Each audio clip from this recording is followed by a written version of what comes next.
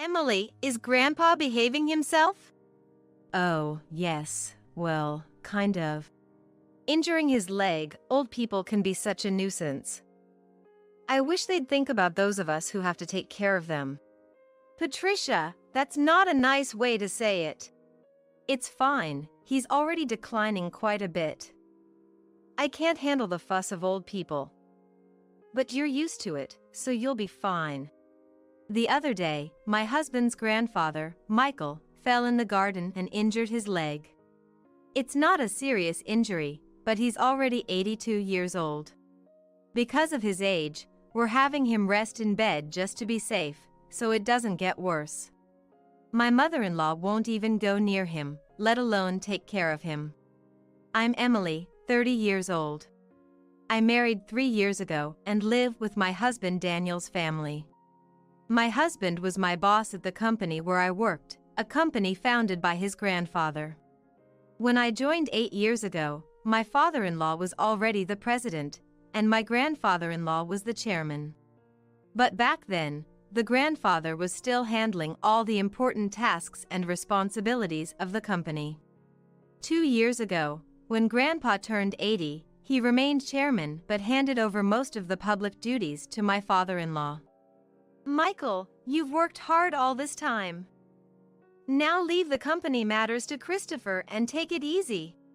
My mother-in-law said with a smile, but her words sounded sarcastic to me. Grandfather-in-law is a bit stubborn but a fair and kind person with a good reputation. In contrast, my father-in-law seems somewhat immature, never expressing his opinions clearly, and utterly unreliable compared to Grandpa. And he always does whatever my mother-in-law says. My grandmother-in-law has already passed away, and I never met her. My husband and I started dating when we worked together on the same product planning team 3 years after I joined the company. My husband, who was energetically leading the team, seemed reliable to me, though a bit self-righteous. Maybe I felt that way because I lost my father early and grew up with just my mother. My mother also passed away from illness 2 years ago, and now I have no family other than my in-laws. Shortly after I got married, my mother fell ill and needed care. So I quit my job to take care of her. The fact that my husband's family didn't object was probably due to a single comment from Grandpa. It's only natural to take care of the mother who raised you alone. Don't worry and take good care of her. Thanks to that, I was able to be by my mother's side every day for a year without financial worries until she passed away. My mother-in-law seemed a bit dissatisfied, but I was truly grateful. However, since Grandpa handed over the company to my father-in-law, everyone's attitude towards him has gradually changed. They no longer listen to his opinions as much. And I can't shake the feeling that they're treating him carelessly. At first, I thought it was just my imagination, but watching my mother-in-law and husband's behavior, I can't help but feel that way. My father-in-law's attitude is non-committal. But it feels like he's ignoring Grandpa, as if he's no longer needed since he's practically retired. Watching my in-laws' behavior, I feel somewhat angry. Hey, don't you think your attitude, Patricia, and yours too, is a bit cold towards Grandpa? So, what's the big deal? Grandpa tries to talk to you, and you barely respond. You don't even try to help him. Like I have time to deal with old people. You can take care of Grandpa. You're the one with free time. You don't have to talk like that. Quiet. I'm tired from work. Don't nag me about unnecessary things. This is how it goes. No matter what I say, they won't listen to me. My grandfather-in-law doesn't say anything to his family about this.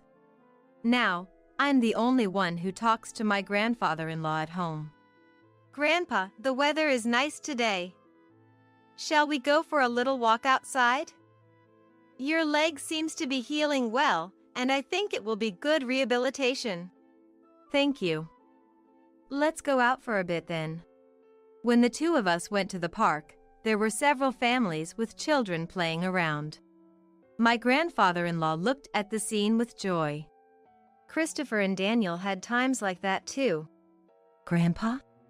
I was busy with work and couldn't take care of the children much. Maybe that's why I couldn't raise Christopher and Daniel properly. My grandfather-in-law said with a slightly sad face, almost like he was talking to himself. Christopher is my father-in-law, and Daniel is my husband. I think about how everyone can be kinder to my grandfather-in-law, but I can't come up with a good idea. But then, my in-laws suggested building a house for my grandfather-in-law. This house is over 50 years old, right? The layout is bad, it's hard to use, and instead of spending money on repairs, it would be better to build a new house in a more convenient location. A new house? Michael is getting older, and it's good that he only got injured last time, but we never know what will happen. So, let's make the house barrier-free so we won't have trouble if care is needed. I see. We can even put Michael's room in the middle so everyone can take care of him easily. Yeah, that's not a bad idea. Right. So, it's settled then? And Michael, about the cost. If it's a house for all of us, I'll take care of it. Talk to Mr. Jones about the money. Typical Michael. Thank you. We appreciate it. My mother-in-law smiled happily. It seems to me that they only flatter him when they want money. But if everyone takes care of my grandfather-in-law after moving to the new house, I thought there could be nothing better. Mr. Jones is the company's in-house counsel and also manages my grandfather-in-law's personal assets. My grandfather-in-law liked his character and made him in-house counsel, and it's been nearly 30 years. He's 58 now and the person my grandfather-in-law trusts the most. I've met him several times, and he seems to be a very honest person. He always cares about my grandfather-in-law's health, and sometimes I think he's more like a son than his real sons. Having such people around my grandfather-in-law makes me feel a little relieved. I wasn't informed about where or what kind of house was being built. But my mother-in-law seemed very cheerful, and the three of them were looking at interior design magazines and discussing various things. So it seemed to be going smoothly. Then something unexpected happened. It was revealed that my grandfather-in-law had a debt of $1,820,000. Wait, what's this about $1,820,000? My grandfather-in-law had become a co-signer for a loan for a friend's company. But that company was in trouble, and the debt had become my grandfather-in-law's responsibility. Wait, they're not going to take the house that's under construction, are they? Since the contract has already been completed, and as Patricia said, it's in the president's name, so it's fine. My mother-in-law seemed relieved at those words. Oh, thank goodness! I'm glad we did it my way.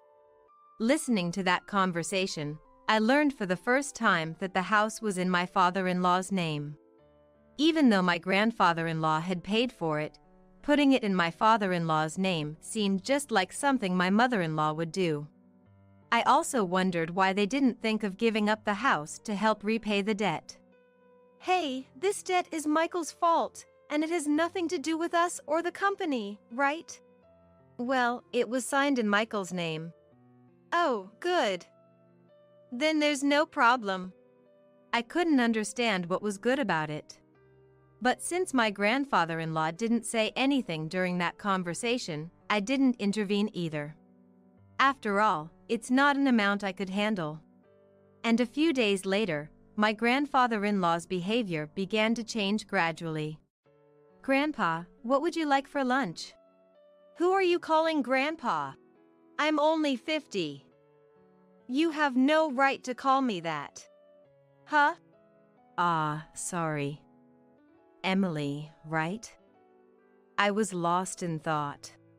At first, I thought he was just deep in thought, But when it happened repeatedly, I began to feel uneasy.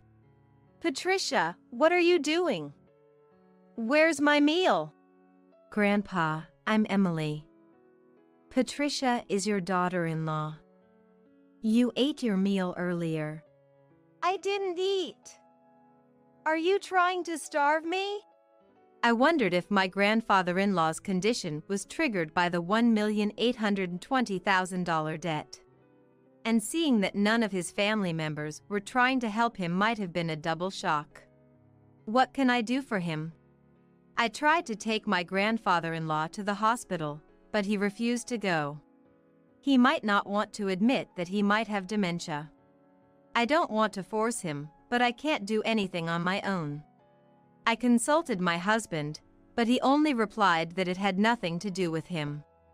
I can't rely on my mother-in-law either. So I thought my father-in-law was the only option. Yeah, I heard from Patricia and Daniel. They think it might be dementia? Can you go to the hospital with us? But it's not that bad yet, right? If we go to the hospital, others will find out. My father having dementia. There are good medications now that can slow the progression. Well, there's no need to rush. Let's watch him a little longer. Emily is here, so it'll be fine, right? I can't help but think how unreliable these people are. I can't depend on them. Grandpa, let's go to the hospital. Let's get you properly examined. Who are you? Where are you planning to take me? You're up to no good. I almost cry thinking about how my once kind grandfather-in-law has become so stubborn. But my mother-in-law just laughs, amused. Even if he was the chairman, it's over for him now. But now everything, even the company, is all Christopher's. Patricia, Grandpa isn't completely unaware. He's listening to everything. He'll forget everything soon. He'll start wandering, dribbling. Just thinking about it gives me chills. He's nothing but a nuisance now. How can you say that? Grandpa has worked hard for the family all his life. My mother-in-law's words make me angry and sad. But my grandfather-in-law just smiles. See? This old man doesn't understand anything. Patricia! I'm furious at my mother-in-law's laughing and words. But soon, the new house will be ready. Things might change once we move there.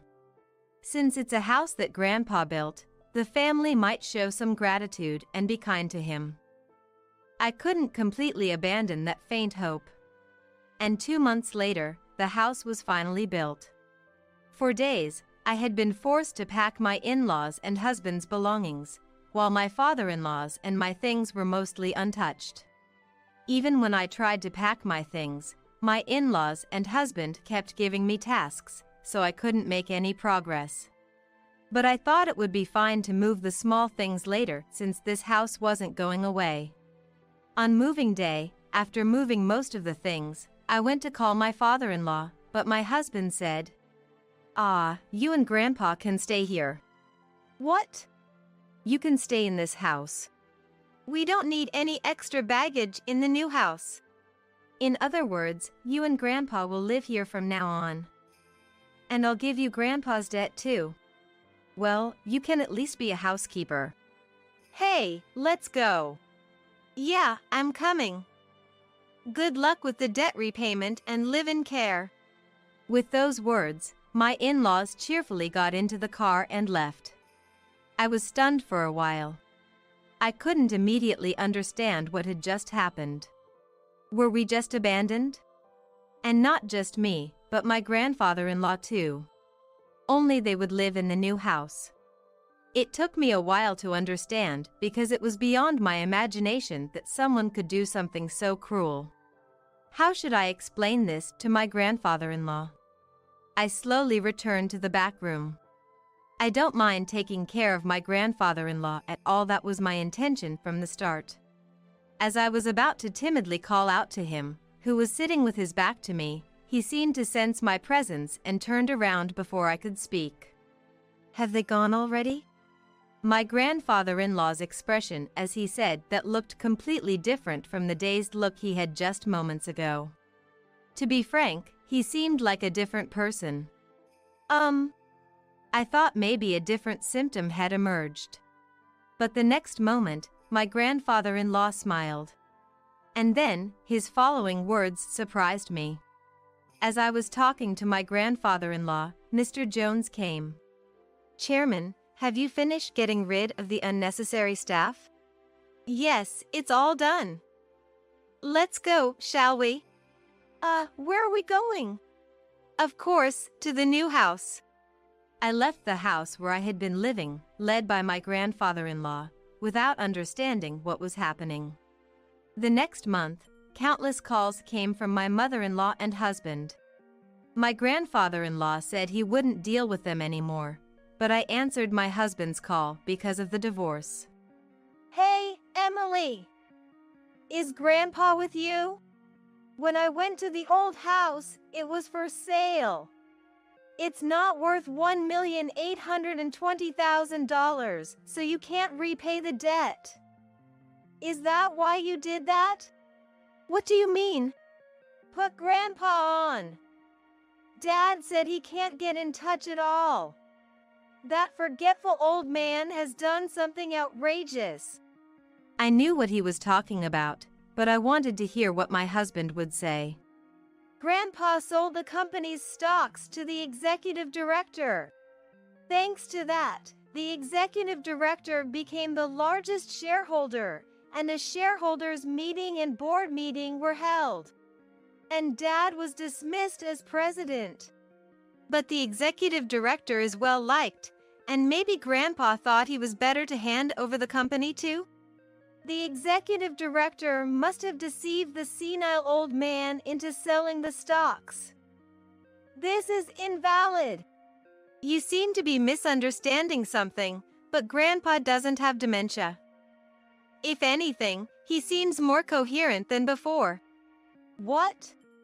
I too, until that moving day, had seriously thought that my grandfather-in-law had dementia. It seems that my grandfather-in-law had been suspicious from the time my mother-in-law said she would build a house to live with him. So he devised a plan. He pretended to have dementia to see how my in-laws and husband would react. As expected, they showed their true colors one after another. In the end, they left my grandfather-in-law and me behind. I struggled to hold back my laughter because everything went exactly as I expected. My grandfather-in-law said. I was surprised, relieved, and a little conflicted. "To deceive the enemy, you must first deceive your allies." He laughed. He seemed to have been getting regular updates on the company from the executive director and Mr. Jones. With my grandfather-in-law gone, my father-in-law and husband did as they pleased.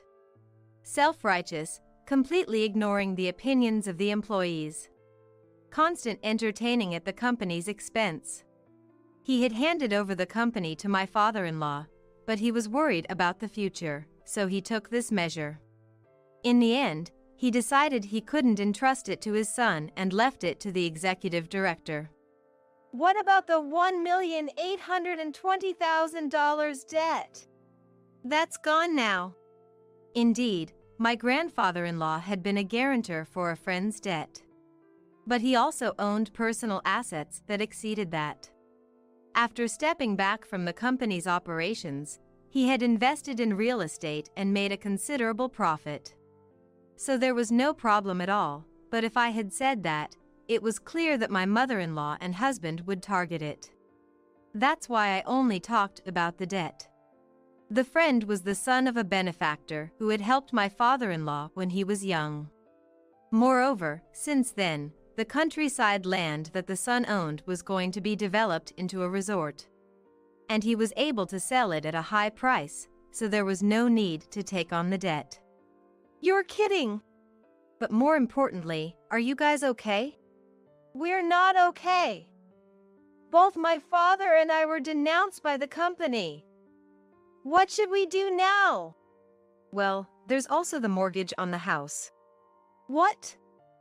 What do you mean, the mortgage on the house? Huh? You haven't realized it yet?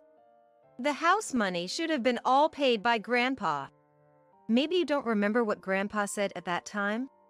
When my mother-in-law talked to my grandfather-in-law about money, he had set the condition that if it's a house where everyone, including me, will live. In other words, if that wasn't the case, he wouldn't pay. Even if the house was in my father-in-law's name, my grandfather-in-law intended to pay if everyone was living together. That's just because you assumed Grandpa would pay and didn't look at the documents properly, right? Christopher signing without checking everything, it shows he really didn't have the qualities of a president. You're kidding! Afterward, my parents-in-law ended up losing the house they had built because they couldn't pay the mortgage. Now they live in an old apartment over 50 years old and are struggling to pay off the unpaid loan. My mother-in-law and husband have been contacting me alternately, saying we should all live together, but that's impossible now. My grandfather-in-law has retired from his chairman position, and now he has bought an old house in the countryside, and we are living together. Emily, you can go and live wherever you like, freely. You don't have to worry about living expenses. My grandfather-in-law told me, but I chose to be with him. If I'm not in the way, please let me be with you. When I said that, my grandfather-in-law's eyes welled up with tears. Thanks to Mr. Jones, the divorce was finalized, and procedures were taken to exclude my former father-in-law and former husband from inheritance. And I became my grandfather-in-law's adopted daughter.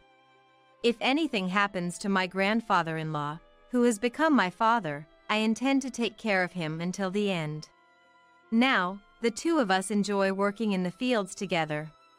Dad, look at this radish. It's big. In the pouring sunlight, warm moments flow. I wish for these days to continue even one day longer. Ah! Look, it's the bitch! My 6-year-old daughter pointed at the woman who had come to our house. Today was the day my son brought his fiancée over. I quickly lowered my daughter's pointing hand and bowed repeatedly to the fiancé, embarrassed by the terrible thing my daughter had said to her.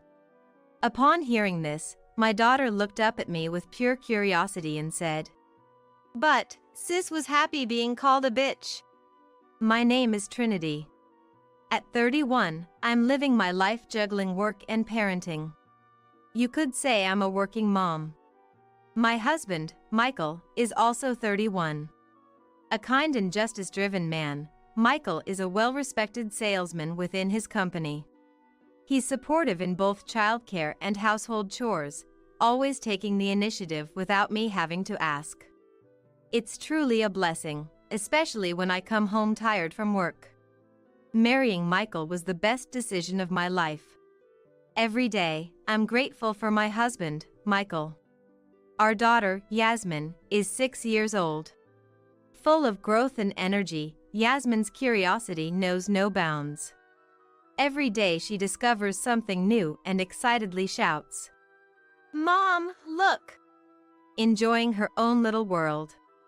It's a relief when she can play by herself, especially when I'm tied up with household chores. Reaching my 30s, I've noticed a waning interest in the wider world, making Yasmin's daily joy frankly enviable. With my husband often away on business trips, he's mostly home only on weekends and holidays. Since I often work weekends too, the days when the whole family is together are rare. However, we're a close-knit family, making the most of our time together, whether we're going on trips or playing locally. Our family relationship is very healthy. Occasionally, my mom, who lives nearby, comes over to visit. Yasmin adores my mom, always exclaiming, "Grandma! Grandma!" in excitement. It's heartwarming to see my mom happily respond with a "yes" to Yasmin's calls. For me, busy with work, my mom's presence is invaluable. Compared to mom, I've always had a strained relationship with my dad. There's no clear reason, but our personalities just don't mesh. We have different perspectives, and it seems we disagree on everything. You encounter such people at work too, but the best strategy is usually to keep your distance. It seems Dad feels the same way, hardly ever showing up at my house. Even when I introduced Michael, Dad opposed our marriage. His reason being, something about him just doesn't sit right. Something about him just doesn't sit right. Such a selfish reason. To oppose the person your daughter has seriously chosen to be with, just because you don't like something about them, is just too selfish. My already poor relationship with Dad only worsened after he opposed our marriage. But I went ahead and married Michael, ignoring my dad's opposition, because it's my life. Maybe out of a sense of guilt, I found myself avoiding Dad after the wedding. I get along well with Michael's parents, my in-laws, who live far away. When we can take long vacations in summer and winter, I take Michael and Yasmin to visit them. Yasmin has been familiar with them since she was little, so she's not shy at all and is very dear to them. I've always been close to my brother Trevor, who is 5 years older. Our attachment to each other might seem a bit unusual to some. We even exchange emails daily. I share updates about Yasmin's growth and family events, while Trevor vents about work. Whenever something about Yasmin troubles me, talking to Trevor usually helps me forget by the next day. That's how important Trevor is to me. Currently, Trevor, who works for a major corporation, is not only kind and stylish but also handsome. It's a wonder why he doesn't have a girlfriend. Though he's popular, he seems uninterested in romance. His lack of interest in love is, ironically, what draws women to him, something Trevor hasn't realized. Despite everything, we've been living a happy life, supported by a loving family. Then one day, I got a phone call. Hello? Trinity? It's me. The caller, unusually, was Trevor. Maybe it was just my imagination, but Trevor's voice seemed unusually lively. I've got a fiancé. My intuition was right. No way. Congratulations. That's great, Trevor. I was as happy for my beloved Trevor as if the good news were my own. A smile naturally spread across my face. Trevor, you're so cool but never seemed interested in love. You finally met the right person. I'm so happy for you. So, who is she? When I asked, Trevor said a bit shyly. She's someone you'd get along with, really kind. I'll introduce her when you come to our parents' house in 3 months. In 3 months, got it. Let me know when it's closer, and I'll take time off work. And with one more. Congratulations. I ended the call with Trevor. Even after hanging up, my excitement didn't fade. My beloved Trevor was getting married. I wondered what his partner was like, hoping we'd get along well. Filled with anticipation, I looked forward to the 3 months until Trevor's visit.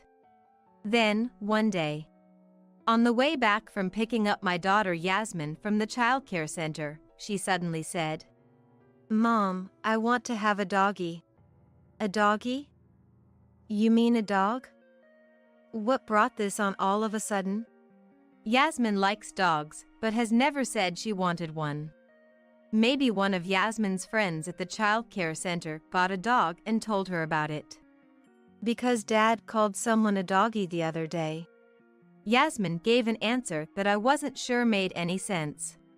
Michael called someone a doggy? Would he say something like that? Feeling puzzled, I casually asked Yasmin about it. Did Dad really say that to you? Why would he? But Yasmin seemed to have lost interest in dogs already, now talking to a flower blooming nearby. Hello, Mr. Flower. Hello, Mr. Flower. Maybe it's not something to worry about too much. That's what I thought, but even after we got home, took a shower with Yasmin, and ate dinner, the doggy Michael mentioned wouldn't leave my mind. After Michael got home and Yasmin was put to bed, I decided to ask him directly. Hey, this might sound like a weird question, but what's this doggy thing about? Michael seemed momentarily flustered by my question, then said with a bit of panic. Oh. I went to a pet shop for work recently and saw some puppies. It made me think how nice it would be to have a dog. You know, they say kids grow up kinder with pets around. So, the doggy Michael mentioned was about a puppy he saw at the pet shop. He must have talked to Yasmin about the puppies. Oh, so that's what it was. I was curious because it's not like you to talk about wanting a dog. Hearing the answer directly from Michael, I felt relieved. It's nothing to worry about, you're overthinking it. Michael said with a laugh, so I decided not to dwell on it any further. 3 months had passed since Trevor's marriage announcement, and the day he was coming home finally arrived.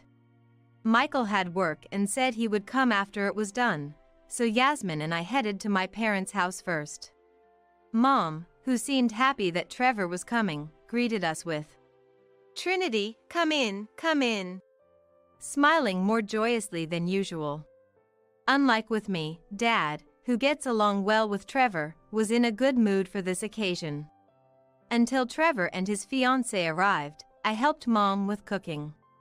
We wanted to welcome Trevor and his fiancée with the best celebration possible. Yasmin was playing with Dad. The table was filled with Trevor's favorite dishes and the favorite foods of Trevor's fiancée, which I had asked about beforehand. Looking at the dishes laid out, I felt a bit of unease. It kind of resembles Michael's favorite dishes. But it must be a coincidence. As I was thinking this, the doorbell rang, and Trevor and his fiancée appeared. Michael hadn't finished work yet and wasn't there, but we started the meet and greet with just the family. Trevor's fiancée is apparently named Riley. I could hear Mom from the entrance. "Welcome, Riley." Mom greeted them, and the two stepped into the living room where Dad, Yasmin, and I were. At that moment, a voice came from beside me. Not a blessing, but an unexpected remark. "Ah. Look, it's the bitch." Pointing at Riley, the voice was Yasmin's, who continued pointing while laughing. Riley, with her beautiful face, looked puzzled at Yasmin. "Yasmin, that's rude to our guest." I scolded her, and Yasmin made a sullen face and said, "Because Dad called her that. And Big Sis looked so happy about it. Why is it okay for Dad to say it, but not me? I was just playing with Dad when Mom wasn't around." Yasmin's baffling statement had me, Mom, Dad, and Trevor all scratching our heads. Just then, the doorbell rang, and Michael, having finished work, arrived. I went to welcome Michael, who then entered the living room. And that's when things took a sudden turn. "Cheater!" A voice suddenly erupted. Looking towards the source, it was Michael, his face red with anger, yelling at Trevor's fiancée, Riley. "Why are you here? What's the meaning of this? Is this some kind of harassment?" Michael was uncontrollably furious. His unusual behavior puzzled everyone else. Michael seemed to not even notice me, our parents, or Yasmin. Then, Riley, Trevor's fiancée, started raising her voice. Gone was her gentle demeanor, now replaced by a harsh tone, furrowing her brows. "Why are you here? And why should I be the one blamed? You were the one who came on to me. I was never serious about you." Riley was infuriated, blood rushing to her head. Although initially shocked, I began to understand the nature of their conversation was about an affair. "You're the one who said you wanted me to come over on holidays. I went out of my way for you, And this is how it ends. Give me back my weekends. Michael and Riley had been having an affair. And it seems they were using the weekends when I wasn't around for their escapades. They apparently enjoyed treating each other like pets frequently. Yasmin must have seen this. That's why she started talking about Doggy in such a strange way. The reason the prepared food resembled Michael's favorites makes sense now. They must have been dining out together often. All the pieces of unease clicked together in my mind. Realizing the truth, I immediately took Yasmin's hand and left the living room. I couldn't let Yasmin hear any of this. Whatever happens with Michael can be dealt with later, but Yasmin must be protected at all costs. Then Mom appeared and gently placed her hand on me. I'll stay with Yasmin. It was her way of telling me to go back. I nodded and headed back to the living room. Inside, the heated argument between Michael and Riley continued. The conversation revolved mainly around their affair. It was too much for me to bear, feeling dizzy just listening to them. Wait, just a minute. Finding a moment to interrupt their exchange was impossible. Their back and forth was intense and unrelenting. After several minutes, their argument finally began to subside. As they became aware of us around them, both crumbled to their knees, faces turning pale. Michael, what is this? Explain yourself. The moment I began to confront Michael, he collapsed backward with a groan. Enough. You are no longer family or anything to me. Get out now. Don't you dare touch my daughter. It was Dad who struck Michael. You too, don't ever come back.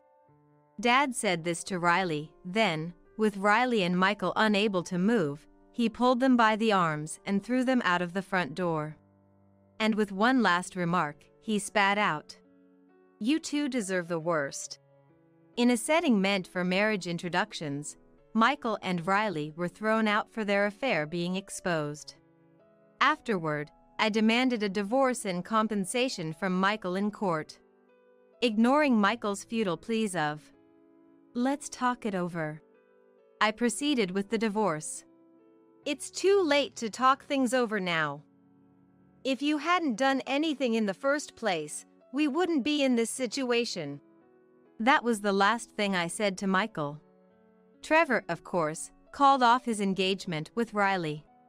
We're never going to see each other again. Don't contact me. Riley, in tears, pleaded with Trevor to reconsider the broken engagement. Please. I won't see that man again. Just give me one more chance. But Trevor, like me, dismissed Riley. People who do such things once will do them again. He then demanded compensation for the broken engagement from Riley. After the divorce, rumors of Michael's affair quickly spread throughout his company and to his clients, eroding the trust he had slowly built up. He was transferred to a department with no work to do, leading a life devoid of excitement. Riley, having quit her job in anticipation of marrying Trevor, found herself in debt due to the compensation payments. She ended up juggling multiple part-time jobs, working tirelessly every day without a break. Riley's dream of an easy life through marriage to Trevor turned into a nightmare of the exact opposite. Her ideal wedding plans were shattered overnight. It's true what they say, wrongdoing doesn't pay. Having closed the chapter on Michael, I returned home with Yasmin. Mom looked at me, slightly worn out, and asked with concern, Trinity, are you okay? Mom, I'm fine. It's good that Yasmin found out before she got any older. Some of it might stick in her memory, though. Then, to Dad, who was reading the newspaper in the living room. Dad, who had struck Michael at that moment. I could never have been as decisive. Dad, thank you for what you did with Michael. You were right. I was swept up in the moment thinking he was the one, but I should have been more discerning in judging people. When I apologized to Dad, he looked up from his newspaper and said to me, "Trinity, I'm sorry. I should have been more assertive in stopping you. I thought it would make you unhappy, but I didn't have a clear reason. Just not liking someone isn't enough for you to be convinced, right?" Maybe I was just convinced that Dad and I didn't get along, that we weren't close. It's not your fault, Dad. I've learned a lot from this experience. Laughing together, Dad and I looked at each other as if to say, what was all that past conflict about? That's just how family relationships are, it seems. Misunderstanding each other for no reason, and before you know it, making up. I hope Yasmin and I can build that kind of relationship from now on. As for Trevor, he was shocked by Riley's affair and insisted he didn't want a girlfriend for a while. I'm done with that kind of pain. To think that the person I was about to marry was having an affair with my sister's husband. After living as a bachelor for some time, nursing his wounds, Trevor finally began to move on from Riley. He eventually married someone from a company he was dealing with. Trevor's new wife, a beautiful and wonderful woman, was truly deserving to walk by his side. Can I tell Uncle? Really? My 7-year-old niece said this as she alternated her gaze between my son and my husband. My son is about to turn 3, but he still can't speak. My niece, talking as if she's having a conversation with my son, looked up at my husband with a worried expression. Uncle, you see. My name is Melanie. I work at a staffing agency, and my husband, Timothy, works at the same company. Timothy and I met as colleagues at the company, and since we were close in age, we started dating through work consultations and eventually got married. Then, I became pregnant with our son, Hunter, and took maternity leave and parental leave. When Hunter turned 1, we looked for a childcare center to enroll him in, and I went back to work as planned, originally intending to return immediately. While sending our child to the childcare center, I worked to get back into the pace of work, and with Timothy's help, we managed to get through the busy days of work and childcare without any spare time. When we absolutely couldn't manage, or when Hunter got sick and had to leave the childcare center early, Madison, my mother-in-law who lives nearby, would often pick him up from the childcare center or watch over Hunter while I did household chores. We were very grateful, but Madison gradually started suggesting that we should quit the childcare center. In fact, Hunter was relatively advanced compared to children his age. He began walking just after turning 1, and though not yet conversational, he understood our words and could communicate simply. Madison started treating Hunter like a prodigy, insisting he shouldn't be in a public childcare center but rather receive gifted education under her constant care. This suggestion had us worried. While we were indebted to her, we tried to refuse politely by saying Hunter enjoyed the childcare center, which only made Madison furious. She didn't like that I had returned to work while Hunter was still so young and berated us, saying, "You don't love Hunter. Leaving him in childcare all day is negligent. Unlike you, I would be willing to stay with him all the time and take care of everything. Just hand Hunter over to me." I was shocked by Madison's accusation of being a bad mother, but I was even more frightened by her treating Hunter as an object to be handed over. After that, we tried not to rely on Madison, and if Timothy wasn't home when she came over, I pretended to be out. However, Madison started taking actions that couldn't be ignored, like picking up Hunter from childcare without our consent or trying to steal our house keys after bringing over sweets and insisting on coming in. Timothy, too, gave up on reasoning with her after seeing her unreasonableness. We decided to move without telling Madison and began looking for a new place in secret. However, finding a new home proved difficult. We thought it would be easy to find a house in a growing city, but with many people moving in, convenient properties sold quickly. While searching for a house behind Madison's back proved difficult, half a year flew by in no time. By then, Madison's interest in Hunter had waned significantly. Actually, even at a year and a half, Hunter still wasn't speaking at all. He used to babble a lot when he was younger, but lately, he's been completely silent except when crying. Taking him to the hospital worriedly, we found nothing abnormal.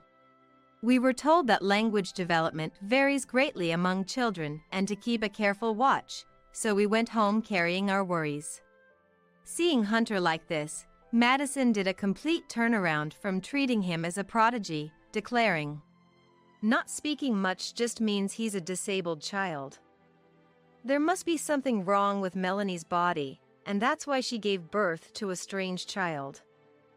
I don't know why Timothy ever married someone like her." And she labeled it as a disease.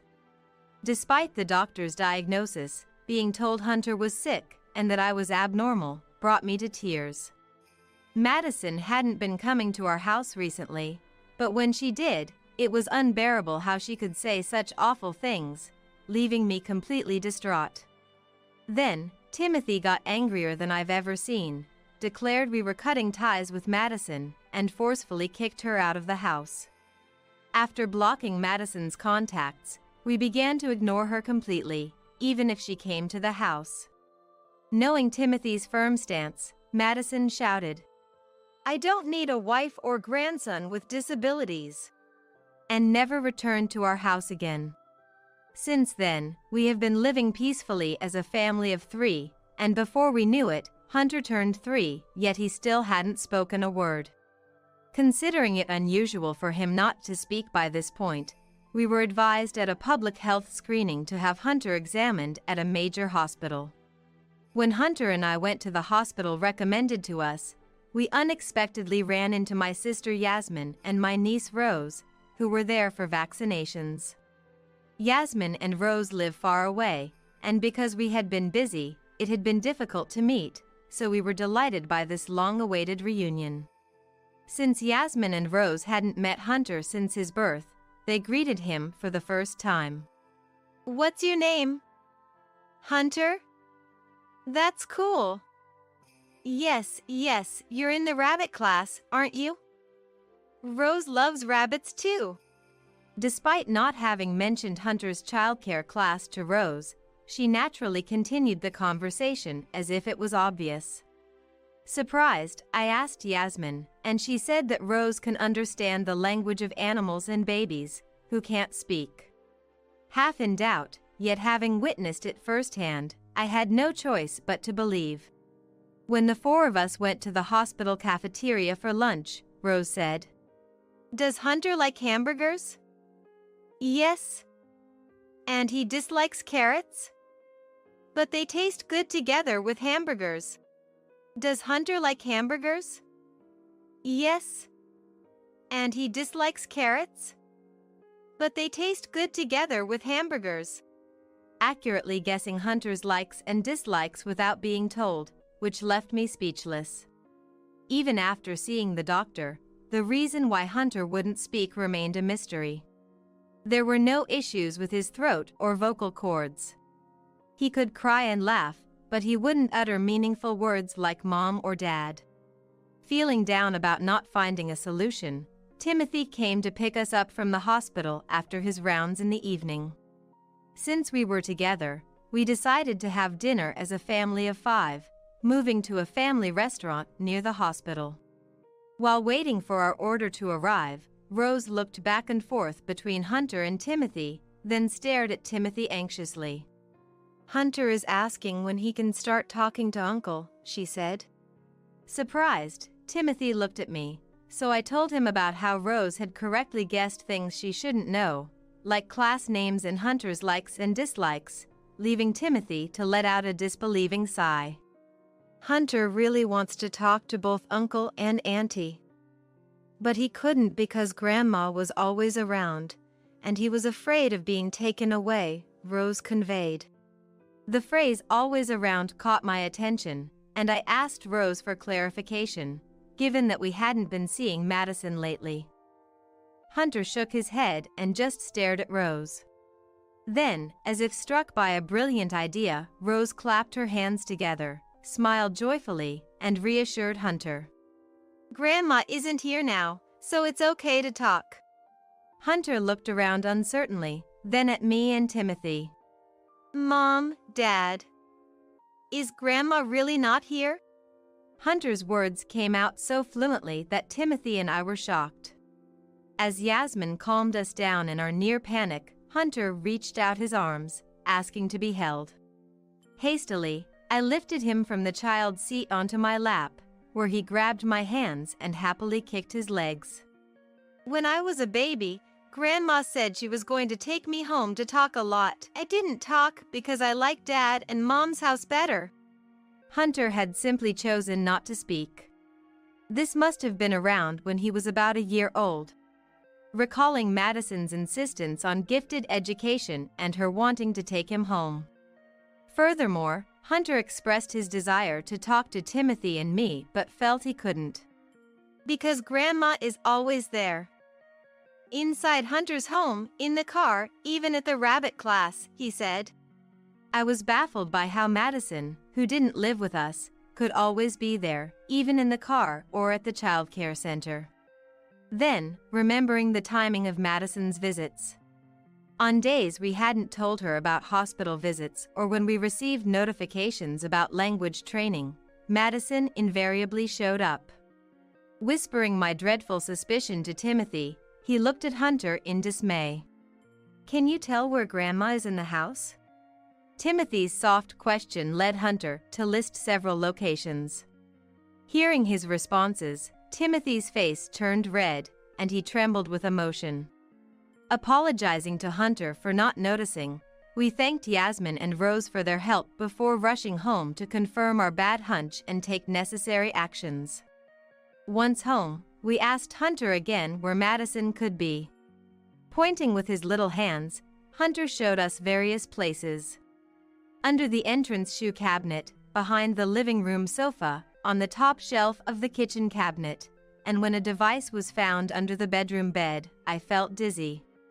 When Grandma came to pick me up, she left it behind. Grandma has always been in the house. Hunter explained, indicating that what seemed to be bugging devices had been left throughout our home, making it feel as though Madison was perpetually present. Discovering such devices within our home, similar to those seen on TV, and confirming their nature as surveillance devices available in abundance online was unsettling. Before the police arrived, Madison showed up at our house, having apparently been listening in on us as we searched for the bugs. Timothy couldn't hold back his fury, confronting Madison. Mom, what do you think you're doing, planting bugs in our house like it's nothing? This is outrageous, creepy, and a serious crime. It's because Timothy ignored my contacts, isn't it? What's so wrong with wanting to know more about one's own family? We're family, after all.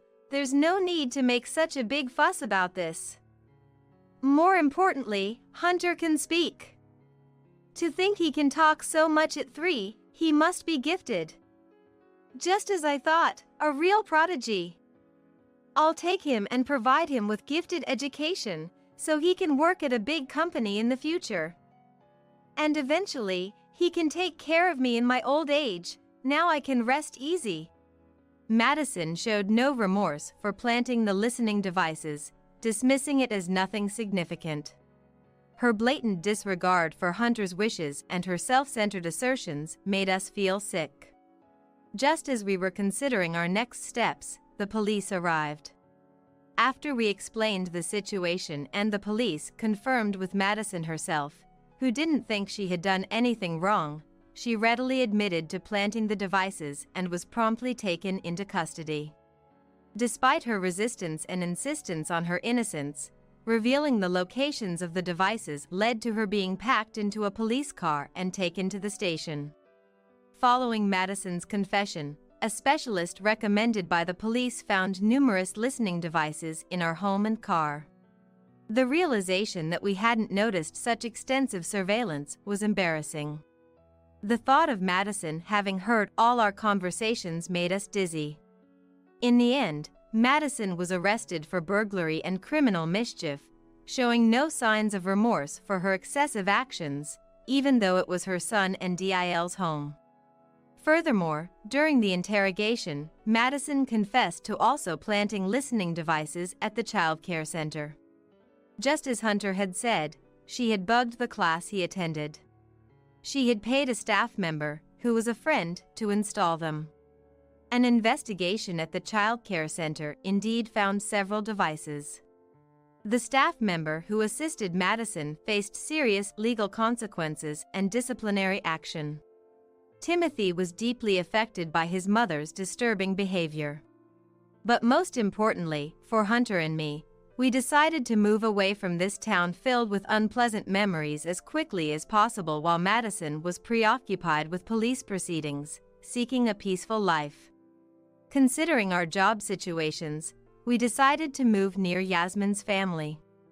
Upon explaining our circumstances, Yasmin's family was shocked but understanding, offering their sympathy and saying, "You've been through a lot, well done."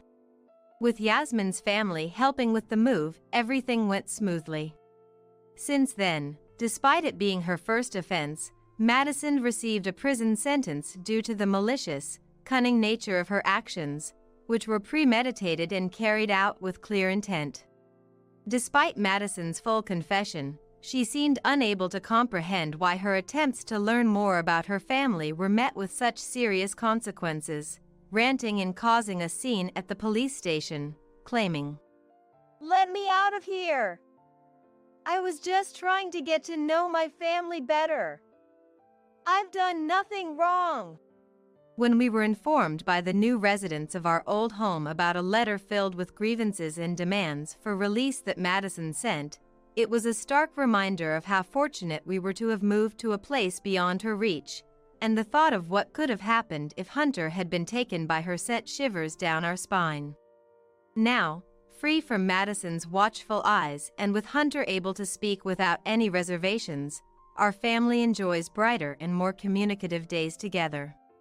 Hunter's verbal skills are impressively advanced for a 3-year-old, leading us to wonder if he might indeed be what Madison claimed, a gifted child.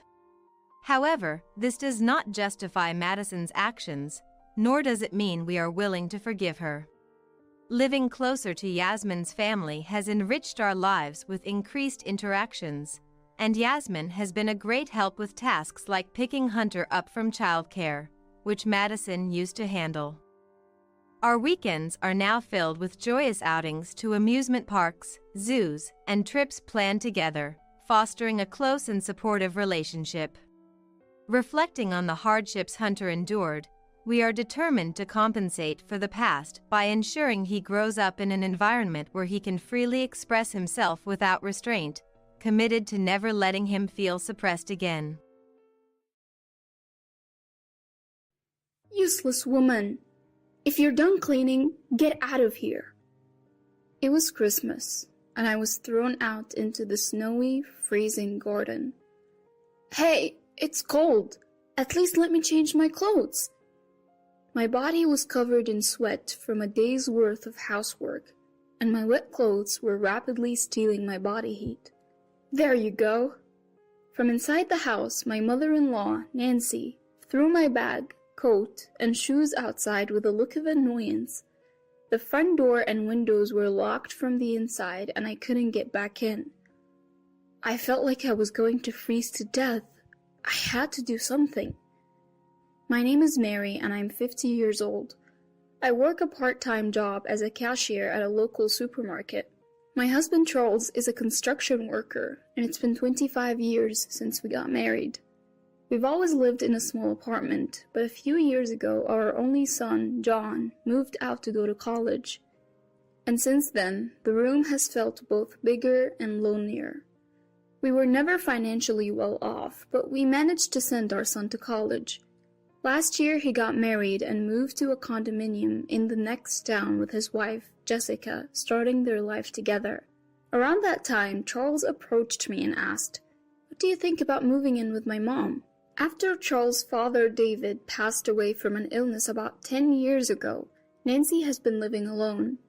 Our apartment wasn't far from her house, so we would visit her once or twice a month to check on her.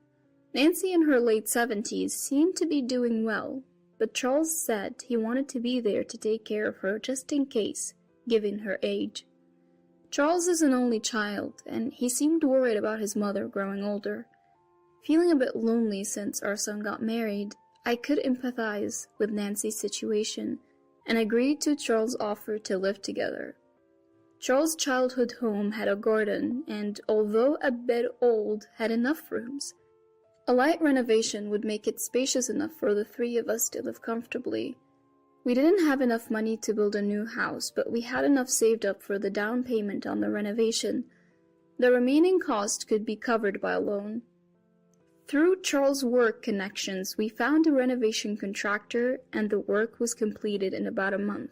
Since we knew the contractor, they finished the job for less than the market rate, which helped us save money. I am not an old lady, you know. Jeez. Nancy put on a brave face, but she seemed to like the newly renovated house.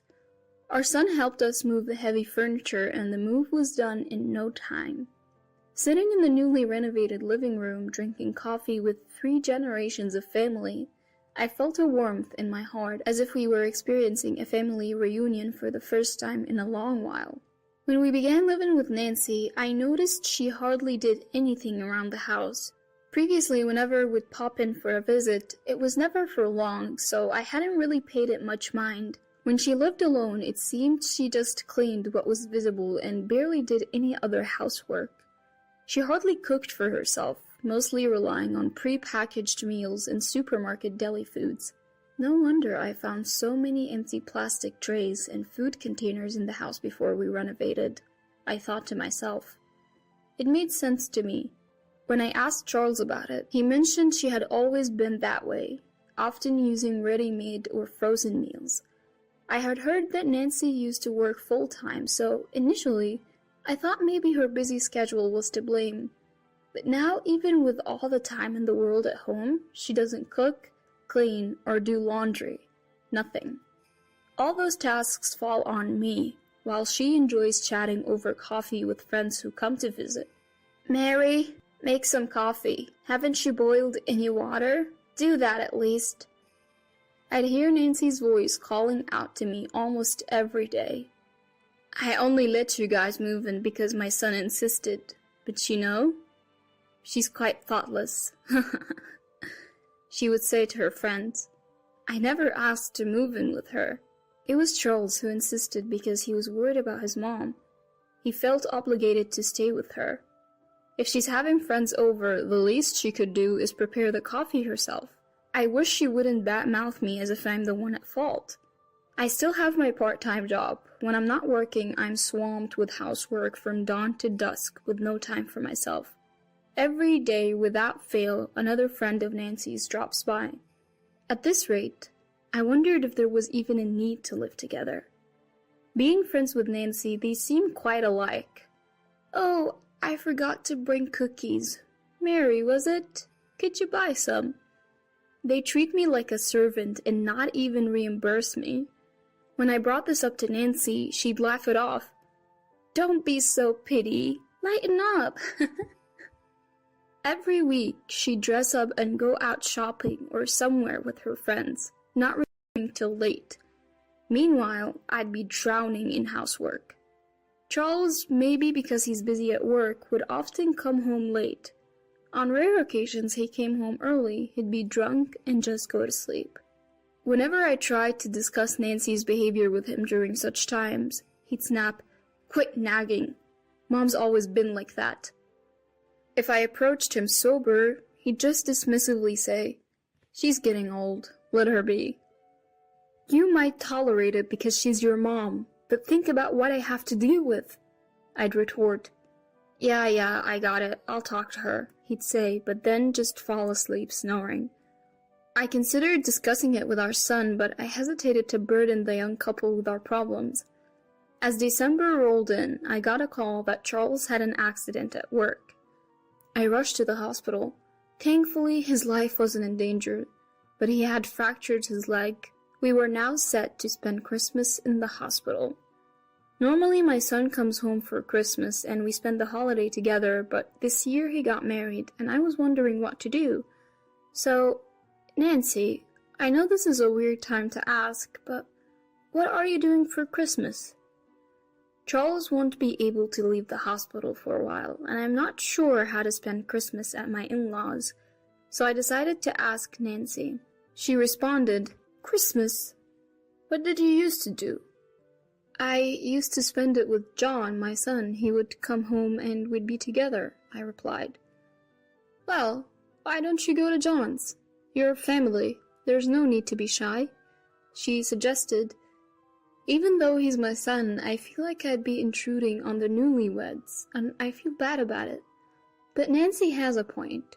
I decided to call my son and see what he says. If he says no, I'll figure something out then. I called John on his mobile phone and explained that Charles is injured and will be spending Christmas in the hospital. "So what will you do, Mom?" he asked. I braced myself for rejection and asked, "Well, I was wondering if I could come to your place." To my surprise, he agreed. "Sure, Jessica wants to have a good chat with you too. It works out perfectly."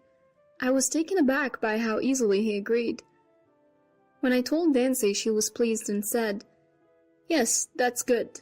Take your time," she said, seeming to be in an unusually good mood. I asked her, "What about you, Nancy? What will you do?" "Me? Oh, I'll be fine by myself," she replied. I was surprised by her response, as I was expecting her to be busy during Christmas. "So, I'll finish up the housework and head over to John's on Christmas Day," I told her. On our way back from the hospital, Nancy and I talked about our plans. It was the coldest day of the year, with snow flurries in the air. I had prepared everything the night before, so in the morning I was busy wiping windows and cleaning the kitchen. Even Nancy, who usually doesn't do much, helped me clean the floors in the shower room. I was surprised by her helpfulness. After finishing the cleaning inside the house, I picked up a broom and started sweeping the yard. It felt warm when I first stepped outside, but as the day went on, it got colder. I planned to go inside to put on more layers, but when I tried to open the front door, it was locked. I walked around the house, but all the doors were locked. I wonder if Nancy forgot I was outside and locked the door. "Nancy, please open up." I called out to Nancy in a loud voice. "Are you still here? I thought you left a while ago." I heard Nancy's voice from inside. My sweaty body started to feel cold, and I couldn't stop shivering. "I haven't changed yet, and my luggage is still inside. Please, I'm begging you to open the door." I raised my voice in desperation. "There. Isn't the cleaning done already? Hurry up and go," Nancy said while roughly throwing my rolling bag, shoes, and coat through the large window next to the front door. After that, no matter how much I screamed, there was no response from inside. With no other choice, I put on the cleaning sandals instead of my shoes, wrapped my coat around my chilled body, and walked to the bus stop. My son's condominium is about a 20-minute bus ride from my in-laws' house. "Mom, you're late. I was about to go pick you up because I was worried." My son greeted me at the entrance of his condominium after I pressed the intercom button on the first floor. "Mary! Long time no see." I was greeted with a smile by my son's wife, Jessica, as she let me in the room. This is the first time I've seen Jessica since their wedding. She's a petite woman with a cute smile. "Mom, you look frozen. Did something happen?" I told my son about how I was locked out by Nancy while gardening. "Mary, go take a shower and warm up your chilled body first," Jessica said kindly. Her words touched my heart, and I felt like I was about to cry.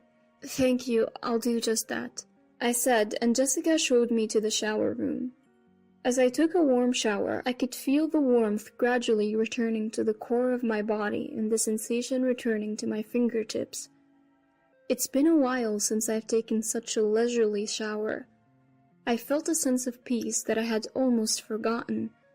Once I felt relieved and the hard things I had been through came flooding back, I started crying again. After the shower, a meal was prepared.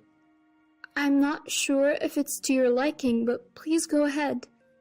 Having a meal prepared for me without having to cook myself, it's been years since that last happened. I took a bite. Delicious. It was a nostalgic taste.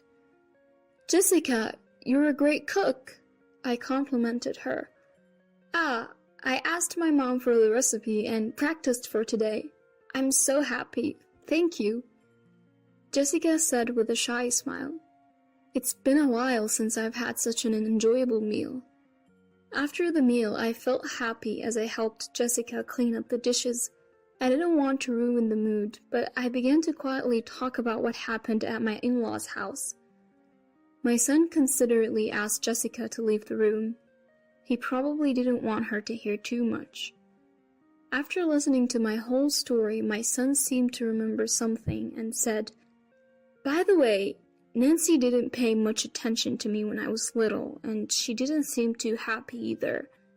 Come to think of it, we only took him to his grandparents' house when he was little. It seems it wasn't just because he got busy playing with his friends that he stopped visiting them. She once told me to go away when I visited," he added. My son had his own thoughts about Nancy. He continued, "But I didn't think it was that bad. Once things settle down, let's go visit Nancy together," he said. Since we started living together, Nancy has treated me terribly, but today was a bit strange even compared to that. I felt relieved knowing that my son would be with me. After pouring out what was in my heart, I felt much lighter. I never thought we could talk about this kind of thing. My son has really grown up.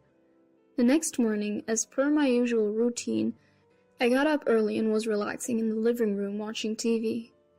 I thought about preparing breakfast, but I didn't want to touch the kitchen without permission, so I decided to take it easy. My son and his wife were still asleep. Suddenly the phone rang.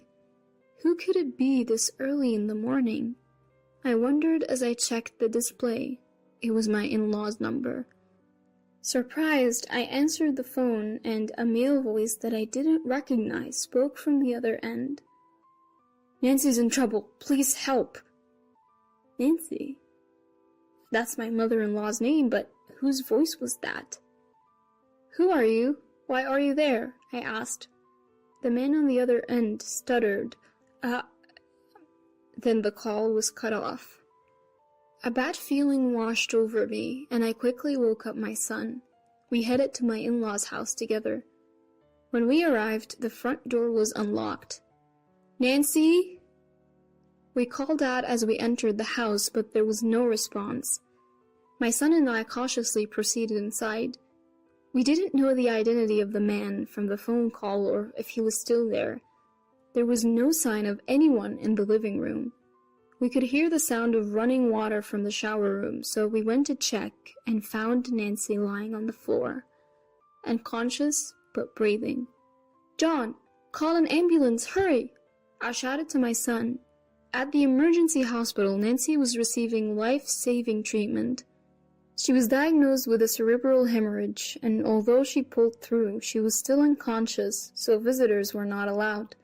We couldn't ask Nancy what happened between Christmas night and the morning, leaving us in the dark about the situation. I started visiting the hospital every day, but it wasn't until a week after Nancy had been admitted that she regained consciousness. By that time, Charles had also recovered enough to walk with crutches, so he had been discharged from the hospital. However, he wasn't quite used to the crutches yet and couldn't walk for long periods, so I was the only one who ended up going to visit Nancy. When I arrived at the hospital, Nancy was still bedridden. "Thank goodness you're okay, Nancy." I spoke to her, but Nancy just silently stared at the ceiling. "I received a call for John." The moment I mentioned that, Nancy looked at me in surprise. "Who was it from?" Nancy asked. I didn't know. I was the one who answered the phone, but I didn't recognize the person. Nancy just silently murmured, "I see. It was a man. Why was he at our house so early in the morning? The front door was left wide open. Who was that man whose voice I heard? I pressed her for answers. Just a friend's husband, Nancy replied. Even if that were true, it was outrageous for him to visit so early in the morning. Besides, it was strange that the door had been left open. After locking me out, someone had unlocked it from the inside, and Nancy had been found collapsed in the shower. Even if someone had come to visit, they wouldn't have been able to enter the house and find Nancy had the door been locked. Also, the man had called John's condominium for my in-laws' phone. When I pressed Nancy further, she finally started to open up. All right, I'll tell you. That man was my lover, from even before I married David. And he was my lover while David was alive too. Are you happy now? Just leave me alone. I was dumbfounded by my mother-in-law's confession. She had brought her lover into our house during Christmas when we were away, and she had locked me out because he was already inside. I wonder when he had entered the house. She also revealed that after the renovation, she and her lover had planned to kick us out of my in-laws' house and live there together. It was an unbelievable story. They say late life love is a thing, but I wish they would just do it without involving us. I didn't want to be a part of it. In that case, please have him take care of you. We don't want to know anything about it. David is gone, and you are free to do as you please, I told Nancy. You ungrateful brat! How dare you talk to me like that? Nancy scolded me. She may have been bedridden, but her mouth was as sharp as ever. Who's ungrateful? I've been doing all the housework while juggling a part-time job. The house is clean because we paid for it, remember?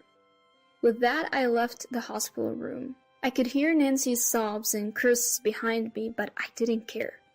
She could do whatever she wanted. When I returned to my in-laws' house, I told Charles everything. His response was shocking. Ah, that guy. I've known about him for a long time. Dad's gone and Mom's all alone. Just let it go, Charles said. My head started spinning. How dare she try to kick us out after we spent money on renovations? Can you really ask me to forgive that? I was furious and yelled at Charles. If Mom says so, we just have to put up with it. Charles said that to me, but I couldn't even look him in the eye. Fine, I can't live with you any longer. I am leaving, I said, pushing him away. Don't say that. We've gotten along for over 20 years. Charles tried to stop me in panic, but my mind was made up. No, Nancy wants her freedom, and I'm going to take mine too. My son is married and has a happy family. There's no need for us to be husband and wife anymore. You're old enough. How about you graduate from Nancy too? I have no interest in a 50-year-old man who can't escape from being a mama's boy. Charles turned red and looked like he wanted to say something, but he was silenced by my words and said nothing. Now he just has to talk to Nancy and figure it out. I want nothing to do with them anymore. Later, Charles and I got divorced. For now, I've decided to live with my son and his wife until I find a place. My son says, "You can live with us as long as you want, but I want to enjoy my freedom for a while." I'll gratefully accept their offer in spirit. Meanwhile, Jessica is expecting a baby. I plan to help my son and his wife with the baby, but I don't want to interfere too much. I'll wait until they ask for help. Enjoying the growth of a child is a privilege of the parents. Children grow up in the blink of an eye. I hope they cherished their time as a family. Nancy has been discharged from the hospital, but she's paralyzed and now lives in a wheelchair. I heard her lover was married, so she didn't want to make a big fuss. So when Nancy collapsed, she didn't call an ambulance and instead called a number registered in her phone, which happened to be John's condo. The man disappeared without a word. All the friends who used to visit stopped coming, and her lover abandoned her. Now she can't move freely and lives a difficult life. Charles might be fired from his company because his broken leg hasn't fully healed, and he's no use in field work. I, on the other hand, have been promoted from part-time to full-time. and I'm about to find a new apartment. I'm looking forward to enjoying the second chapter of my life. What? Rowan's getting married? It was a sudden announcement. The talk of the town is that our step-grandchild is getting hitched. But the real shocker was what my son and his wife said next. From now on, we want to live just as a family. So, the maid we no longer need, you can leave. They probably think I'm floored by this. At last, 15 years of living together was worth it, I sighed. Just then, someone appeared behind me. My name is Charlotte, a 57-year-old housewife. I married my husband Anthony 37 years ago when I was 20. Back then, I just started working after graduating from beauty school. But life had other plans. I got pregnant, so we got married. I had wanted to work longer and didn't expect to marry so soon. I sometimes wondered how this happened. I had my doubts, but Anthony promised, "I will make sure you and our child are happy." Believing him, I committed to spend my life with him. And Anthony kept his promise. He always took great care of me. He was attentive during my pregnancy and even took the lead in household chores. Then I gave birth to our first son, John. Anthony was wonderful with him too. "John, let's go play catch." Yay! We could often go to the park on weekends. I would tag along and watch them play, feeling content. Anthony worked hard during the week and made family time on weekends. So, when John was young, I didn't need to work. When he started elementary school, I began working part-time. I contributed the money to his future tuition and our savings. We lived comfortably without financial worries. John grew quickly and advanced through middle and high school. From the outside, we were a picture-perfect family, and I felt very happy. But every family has its worries. John was generally a good kid, but easily influenced by others.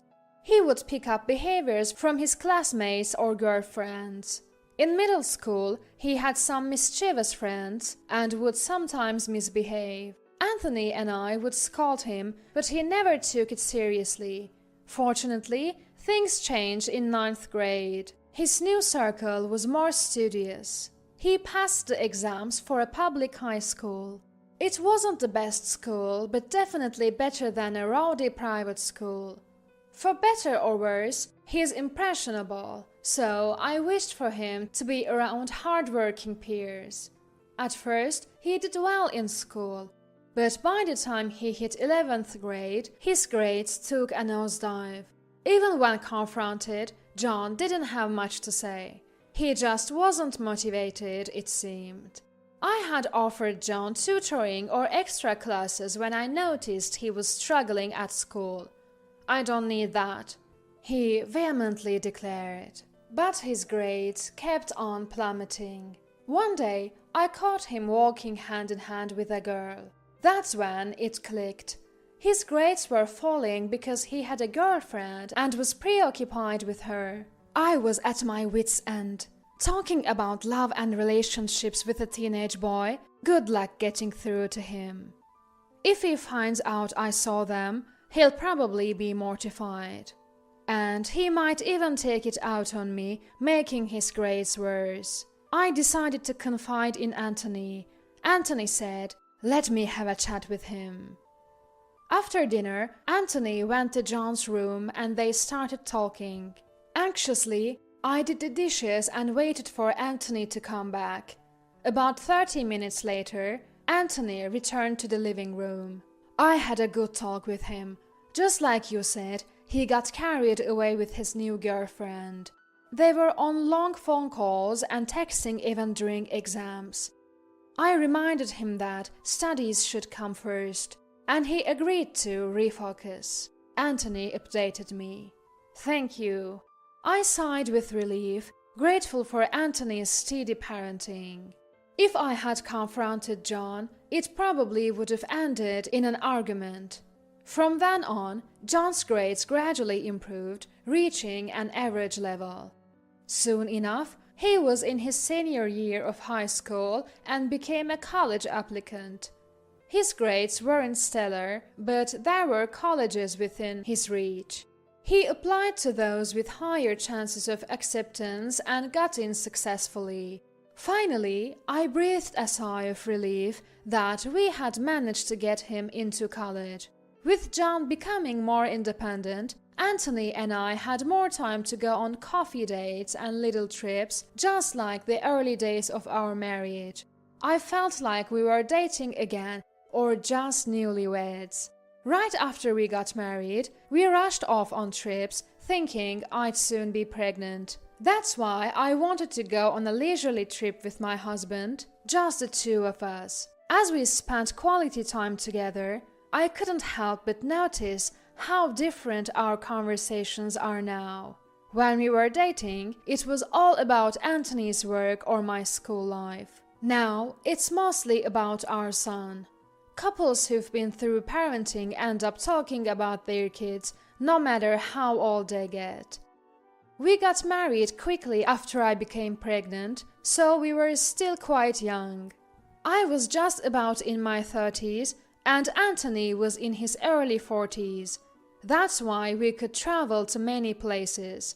Then time flew, and John graduated college and started working. Just when we thought our parenting days were over, John dropped a bombshell. I've decided to get married. Anthony and I couldn't believe our ears. He just started working and he's already getting married? John's only been employed for about 6 months. That's way too soon. We were worried as parents, but then we realized we got married even earlier than he did. But Anthony was 25 and had been working for 3 years. So we still thought John was rushing things. Did she get pregnant or something? Is that why you're hurrying? Since we got married due to a pregnancy, we asked him that. But it turns out that's not the case. No, I genuinely want to marry her, John confidently said. Anthony and I felt relieved. It seems like John is truly in love, and that's comforting. He's passionate and employed, so that's a good start. A few days later, we meet John's fiancée. But Anthony and I are in for another surprise. Hi, I'm Haley. Next to John's fiancée is a child, roughly between 3rd and 6th grade. Our attention shifts entirely to the boy. Who's this young man? It can't possibly be John's child. So that means... This is Rowan, my stepchild. Stepchild? Turns out the boy is Haley's child from her previous marriage. We were stunned because we had no idea that there was a stepchild involved. I'm sorry, I haven't told my parents about the child yet. Ah, I see. Seeing our reaction, Haley also seemed puzzled. We can't stay silent forever, so I cautiously start to ask questions. So, where did you two meet? We met at work. Haley was a secretary at the company where I got my job. I see. How old are you, Haley? And how old is Rowan? I'm 30 and Rowan is 10. I see. So, she had her child when she was around 20, just like me. I hate to ask, but why did you divorce your previous husband? He cheated on me. I see. Mom, Dad, you're firing questions too fast. Sorry about that. We were a bit overwhelmed with all the new information, but John seemed committed to marriage and taking care of the child, so we gave our blessing. And so John and Haley got married. They've been living happily ever after with Rowan. There are concerns, but it's good to see John leading a happy married life. But then, about 6 months later, another issue arises. Anthony suddenly falls ill. this leads to a situation where he needs constant care. From that point on, I started taking care of Anthony at our home. Though we have ample savings, managing household chores and caregiving alone was tough. Still, I want to properly care for the man I committed my life to. That's what I was thinking when my son and his wife came to visit. "Mom, isn't it hard to take care of Dad alone? How about we move in?" What?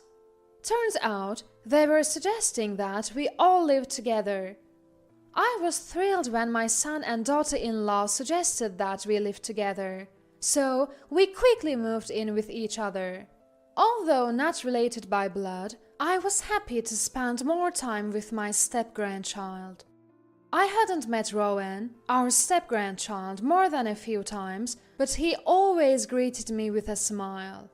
He wasn't very talkative, but somehow we clicked. So I never minded spending time alone with Rowan. In fact, I found it therapeutic. We would naturally talk about Anthony, or I'd ask about school, and the conversations were always enjoyable. Life with my son's family was very fulfilling when I was spending time with Rowan. However, to be honest, the rest of it was not very enjoyable. "Mom, didn't I ask you to wash my shirt?" "Well, I have caregiving duties. Please ask Haley to do the laundry." "What? You're dumping chores on me? Isn't that harassment?" "Haley, you're busy with childcare. It's a job for Mom." My son and daughter-in-law had been bossy and demanding. Haley never did any housework and claimed to be busy with childcare, but it seemed like she wasn't doing anything from my point of view. John never took Rowan out anywhere and was always loafing around on his days off. And when they did prepare to go out, they left Rowan in my care and took off by themselves. Why do I have to make all these concessions? In the end, my responsibilities increased from housework to caregiving to childcare. Amidst this, sadly, Anthony's health deteriorated and he passed away. I was devastated. Anthony, despite requiring care, could still converse, and talking to him had been my stress reliever. With my long-term partner gone, it felt like there was a gaping hole in my heart. But it was my son and daughter-in-law who pulled me back to reality, although not in a good way. "How much is Dad's inheritance? How much will we get?" John said this right after the funeral was over. I was speechless, hearing John speak like he wasn't saddened by his father's death. "I don't know." "No, you need to find out. I want my fair share." Was John always like this? No, this must be Haley's influence. I realized since we moved in, Haley had no manners and seemed to only care about herself. It's like everything else doesn't matter and there's no need for consideration. And John was probably influenced by her lack of consideration for others. Fine, we had a lawyer. He should be holding the will. After explaining this to John, I collapsed on the sofa, drained. "Grandma, are you okay?" The one who asked this was Rowan. "Yes, I'm okay, thank you." "Grandma and Grandpa were always kind to me. Now I will grow strong to protect Grandma." Rowan. Moved, I stroked Rowan's head. Even without blood relations, bonds can deepen. That was exactly my relationship with Rowan. If Rowan could say such kind words, why couldn't John? Later, when the lawyer brought the will, my son and his wife complained about it. "Isn't it unfair that Mom gets more? We are the ones who need it more financially. Look, it's what's written in the will." "I don't care about that." "So, Charlotte, you'd ignore us even if we're struggling financially?" "Well, if it comes to that, Rowan will just have to start working as soon as he finishes middle school." "What? You'd make him drop out? If there's no inheritance, life will get tough. We won't be able to afford tuition, so Rowan would have to drop out and work. That's just... My son and his wife tried to exploit my close relationship with Rowan, becoming more confrontational and instilling fear in me. Fine, we can split it in half then, okay? Why didn't you say that in the first place? They agreed with a snide smile as I proposed this. From that point on, they kept threatening to make Rowan drop out, intimidating me. I felt compelled to comply with their demands, losing my spirit to resist and becoming submissive. Time flew, and before I knew it, Rowan had graduated college and was of working age. Has it really been over 10 years since we first met? Though I was filled with emotion, the hardship continued. My son and his wife continued to squat in my house even after Rowan became independent. Moreover, John quit his job and spent all day at home with Haley. I no longer had the energy to evict them, so just hoping for a peaceful day. I spent my days thinking that way. Then, 3 years later, it happened. Rowan is getting married? It was sudden news. It turns out that Rowan is getting married. And to my surprise, my son and his wife said, "Now we'll live on our own, so you're not needed anymore, housemaid. Please leave." What? They smirked, probably thinking I'd be shocked. But I couldn't contain my joy. Finally, 15 years of putting up with you both was worth it. My liberation day has come. What? What are you talking about? Confused, they didn't react as I expected.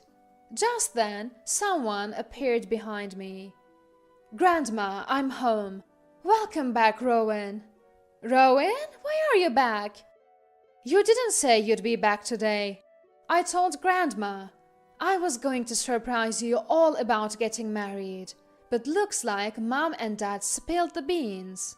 Rowan said this, and they smirked again. "Ah, so you were also looking forward to kicking Grandma out of this house?" "What? No, this house doesn't belong to anyone anymore." "What?" My son and his wife were shocked at Rowan's words. "What do you mean?" "Grandma already sold the house." "What the heck? Why would you do something like this?" John was fuming. His face beet red. "This house is in my name. I inherited it, so I have every right to sell it." "What are we supposed to do now? Where will we live?" "Yeah, we were planning on living here with Rowan and his wife as a family of 4. John and daughter-in-law were equally furious. But Rowan responded calmly. "Actually, that was a lie." "What?" "I'm planning on living somewhere else with my wife and Grandma. I came here today to pick her up." "Wait a minute. Rowan, why are you taking this old woman with you? She's not even related by blood." "That doesn't matter. To me, Grandma is more family than my biological mom or stepdad ever were. I can't stand how you guys have always treated her. I lied about living together to throw you off guard. You would have treated my wife like a housekeeper, wouldn't you?" John and daughter-in-law looked shaken. "I can't expose my wife to people like you." "Are you abandoning your parents?" "I don't remember raising a child like you." "I don't remember being raised by you guys either. Leave the house before the cops get involved." "I can't believe this." John and daughter-in-law were in despair, their faces turning pale. And understandably so.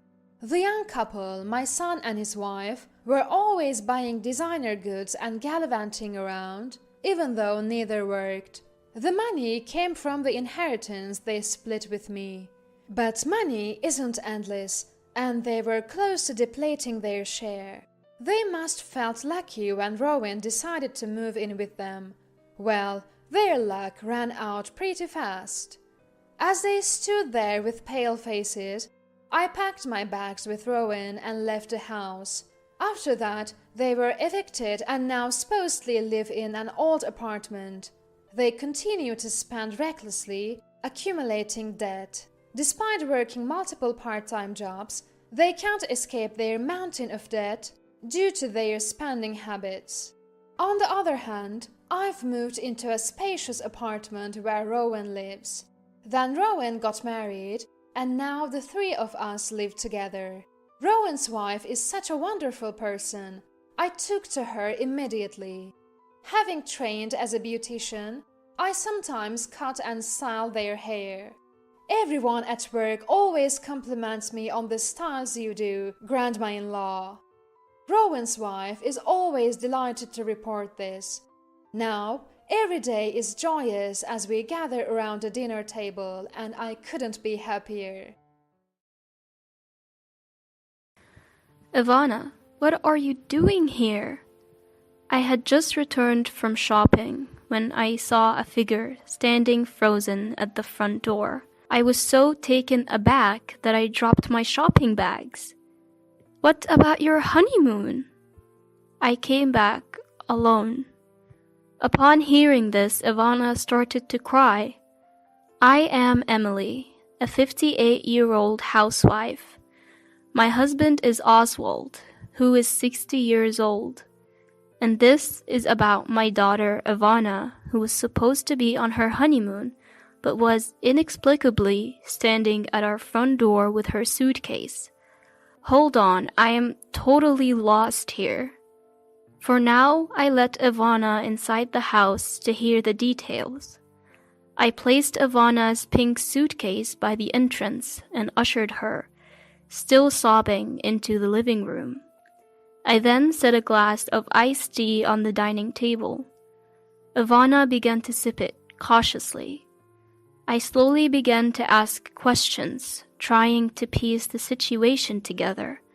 So, you came back from Hawaii all alone? Yes. She was supposed to be in Hawaii for her honeymoon, just 2 days ago. Why, exactly? I am familiar with her husband Lloyd. He's a courteous man, and as far as I know, he has a significant role in a major company. He seemed very promising, like someone who could provide a stable life. That's why we celebrated their marriage. As Ivana began to speak, I learned a shocking truth. There was another woman there. Excuse me? On their honeymoon? A woman? My voice cracked in disbelief. So we ended up spending time together, all three of us. Wait, what? A honeymoon with 3 people, and a woman you didn't even know? Just hearing that made my blood boil.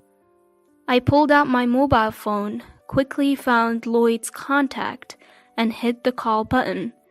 Wait, Mom. Ivana tries to stop me with a weak voice, but I totally ignore her. How dare he do this to my Ivana? Unforgivable. My hand holding the phone trembles. After about 3 rings, Lloyd picks up. Hold on, what's the meaning of this? You're hanging out with another woman? I started ranting without even waiting for Lloyd's response. Then, in an extremely bored tone, she's my sister, my actual sister. What are you misunderstanding? What? His actual sister? I don't know where to direct my gaze. Ivana has her head down too. Sister? Your real sister? Yes. There is nothing shady going on. She's the sister who lives in Hawaii and couldn't make it to the wedding because her kid had an ear infection. Oh. So, I have a question too. I can't reach Ivana since you seem to know what's going on here. Is she back with you? While saying this, Lloyd lets out a sigh on the other end of the phone. Women really go off the handle so easily, making a fuss and then fly all the way back to Boston on a whim. Is it the female hormones that make you act so irrationally? Even if I got it a bit wrong, there is no need for that kind of language. That comment was totally insensitive toward women. I am getting pretty steamed. The one who acted on emotion and left is your Ivana. I will be staying in Hawaii as planned for a week. When I get back, I expect a full apology. Please let Ivana know that's the plan. With that, Lloyd hung up abruptly. I really can't wrap my head around the situation. Yeah, me neither, but Mom, you kind of jumped the gun with that phone call before we could get the full story. According to Ivana's explanation, as soon as they arrived in Hawaii, it seems Lloyd's real sister was waiting for them at the hotel. Lloyd told me, so my sister will put you through some special training to see if you're worthy of being my partner. I've never heard of a honeymoon where the groom's sister tags along to give lessons in housekeeping. What? We never talked about this. I wanted to visit the beautiful beaches and Mauna Kea mountain. When Ivana stammered this out, that's your problem, isn't it? Ivana felt emotionally shut out. But you said you wanted to go too. Once my sister's special training is over, we can go wherever we like. Of course, all three of us. The reason we chose Hawaii, where my sister lives, is precisely for this. Then a woman named Sanaya, the sister, said, Enough talk. From today, I will be giving you an intense homemaking course. I've been doing this for years. As both a wife and a mom, I want to go all out to help my brother's marriage. Off to my house we go. So it seems this mysterious training started unfolding. So, what happened once you got to his sister's house? I found myself parched. I poured more iced tea into my empty glass to encourage the storytelling. Even though Lloyd is usually serious, it was clear from that phone call that he looked down on women, and Ivana as well. Turning a honeymoon into a housekeeping training camp? Hearing this almost made me want to throw my iced tea in anger. Go on. Ivana continues the story haltingly. The house they were driven to, Sanaya's home, was cluttered with children's toys. First lesson in housekeeping cleaning. Apparently, she was told to clean the scattered toys. Next is the shower room, and also the toilet.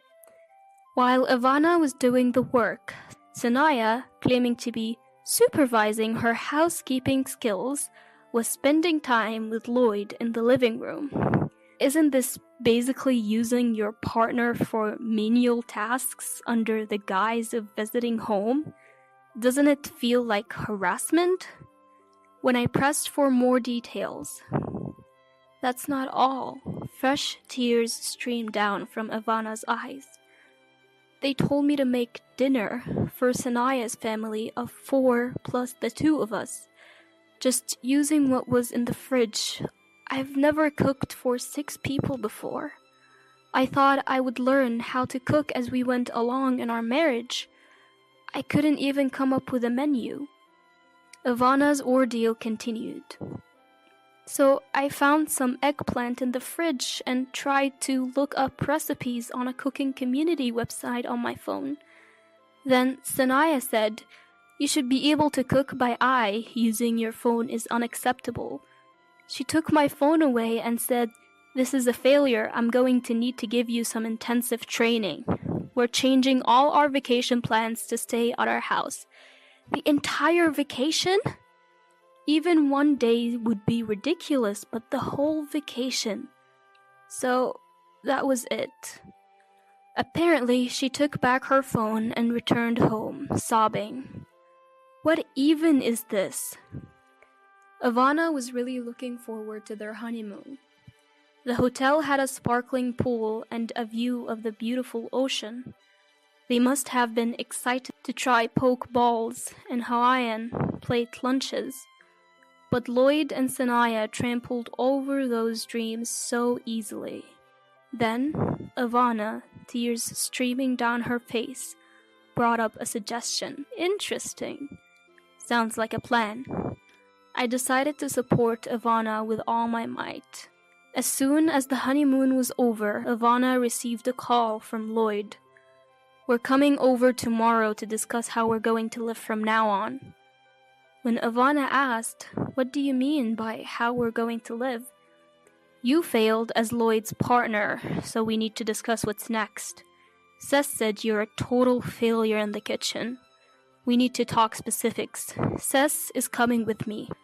So listen carefully and think about where you went wrong." What? Reflect on my actions? I was about to explode with anger at that arrogant and unreasonable demand. But them coming over actually works in my favor. I decided to handle this calmly. Finally, the day of the confrontation arrived, and Sanaya and Lloyd showed up. "Well, Ivana, done any reflecting?" Lloyd starts off with arrogance right away. The serious demeanor he had during our first meeting seemed to have flown away. "For now, please, come in." I led the two of them into the living room. "Now, let's start the Ivana's partner test." I called out loudly for my husband, who was waiting in the other room. "All right." My husband walks in holding a yoga mat, a confident smile on his face. "Gotta keep in shape to protect the family. First, we're going to work on our core and back muscles." My husband has recently become concerned with aging and started going to the gym. With thrice weekly workouts guided by a personal trainer, he's got a solid chest, even at 60. "All right, we're doing push-ups on this mat. It's a competition. Lower yourself down for 3 seconds, count slowly, and then push back up. That's 1 rep. If you don't stay down for 3 seconds, you won't engage your core muscles." Lloyd, who appears to have never worked out a day in his life, is utterly shocked. If you're saying Ivana needs a Lloyd's partner test, then I'm going to test if you're fit to be Ivana's partner. Keeping in shape is important for family support and child rearing too. Now, place your hands slightly wider than shoulder width apart and get into a push-up position. Come on, hurry up. It felt like boot camp, as if a merciless drill sergeant was waiting to put Lloyd through the ringer. Both my husband and Lloyd assumed the push-up position. And 1. At that moment, Lloyd collapses onto the floor and can't get back up. He's stuck to the floor like a squashed frog. "Ha ha ha, you can do it. I can do 50, you know." My husband is breezily doing push-ups beside him. His glasses are askew, his tie is crooked. Lloyd remains collapsed. "All right, you're next." I turned to Sanaya, who was standing there, dumbfounded. "What? Me too?" Now it's Sanaya's turn to be surprised. "You seem to be fond of my Ivana. I will be the judge of whether you have the ability as a mom and a wife, and whether you're fit to guide my Ivana." Yes, this was the retaliation plan that Ivana had suggested to me. Sanaya's home had mold growing in the shower, and her toys were just pushed to the side. She wasn't exactly in a position to teach me how to clean. Based on what Ivana told me, I had formulated a plan. Then, I forcefully pulled Sanaya into the living room. "I've lifted dirty just for you. This is your test. Now, start cleaning." Sanaya tried to deflect, saying, "I came here for a discussion from Hawaii." "Huh? Didn't you make Ivana do chores under the guise of guidance and steal her leisure time? Well, I'm just returning the favor. Clean up quickly and call me when you're done. The next test awaits." I go back to the living room and make some good tea. I hand a cup to Ivana, who's quietly watching the plan unfold, and we both sit on the sofa. Meanwhile, Lloyd is struggling with his workout and getting berated by my husband. His neatly styled hair is now a mess. After a while, Sanaya returns to the living room. I've finished cleaning. Oh, that was quick, she says, peeking into the bathroom. It had taken her nearly an hour, so she must have done a decent job. At first glance, it looks clean, but there are clear traces of water streaks on the walls. If you don't wipe the water off shiny surfaces immediately, they'll get cloudy. Don't you even know that? Especially the mirror. It will get those white water stains. And you dare call yourself Ivana's mentor? I gave it to her, holding nothing back. Sanaya tried to make an excuse, saying, there's no mirror in my home shower room. Well, I've heard from Ivana, who cleaned your house, that there indeed was a mirror. I quickly shot back. And she said there was also a lot of black mold. Clearly, you've been neglecting it. Sanaya was left without a comeback, but I couldn't let her off the hook that easily. All right, next up is sewing. Get to the sewing machine. What? Just as she thought she could relax after cleaning, another task was upon her. A sewing machine is a must, isn't it? I've heard your child is still small, but it's a given. I grinned as I picked up some leftover quilted fabric from when I made Ivana's lunch bag ages ago. Sanaya and I headed to the craft room upstairs. Peeking into the living room, I saw Lloyd was still getting a serious workout. He might even pull a muscle or something. You'll make a simple bag with this fabric? I've already done the cutting for you. Aren't I kind? A sewing machine, you say? You're not going to tell me you've never used one, are you? You can do all sorts of housework, right? I took Sanaya's hand and made her sit in front of the sewing machine. I, don't know how to thread it. Sanaya looked down, clearly uncomfortable. Excuse me? So, about threading the machine. What? I can't thread it. I looked down at Sanaya, who was frozen in front of the sewing machine, and chuckled in disbelief. You claim to be a mentor, but you don't even know this. Ivana, come here. I called to Ivana downstairs. Coming! Ivana arrives. This lady here, she doesn't know the first thing about sewing. As I smirked, oh dear, Sanaya, like this. Ivana threaded the machine for her. Sanaya's face turned beet red, as if she couldn't bear the humiliation. Now, go ahead. Surrounded by the two of us, Sanaya started the sewing machine. Clatter, clatter, clatter. The stitching was all over the place. Pfft! I couldn't help but burst out laughing at her poor attempt. Ivana was also holding back a laugh, looking down. Some stitches were too deep, and others weren't aligned at all. Ivana, show her how it's done, will you? Sure, but usually you should do a securing stitch at the edge first. Well, it can't be helped, can it? She started sewing without any know-how. Our so-called leader here knows nothing. Ivana skillfully operated the sewing machine, stitching it straight. Having loved sewing from a young age and being in the sewing club through middle and high school, this was a piece of cake for Ivana. Watching that, Sanaya grumbled, You can just pay someone at a craft store to sew a bag for you. Really? Then what's the difference between outsourcing your sewing to a craft store and replacing your lack of cooking skills with supermarket pre-made meals? There are things you can do that Ivana can't, and vice versa. Stop making excuses and picking and choosing to suit your convenience. I said just that and headed down to the living room. On the first floor, Lloyd was still sprawled on the floor. It looked like he couldn't even get up anymore. Beside me, my husband was striking some sort of muscle pause. All right, let's have a talk. All of us. Still trembling with humiliation, Sanaya managed to take a seat on the sofa, along with Lloyd, who had somehow managed to get up. Ivana, my husband, and I sat across from them. First, take a look at this. I laid out the sewing pieces from both Sanaya and Ivana on the table for everyone to see and compare.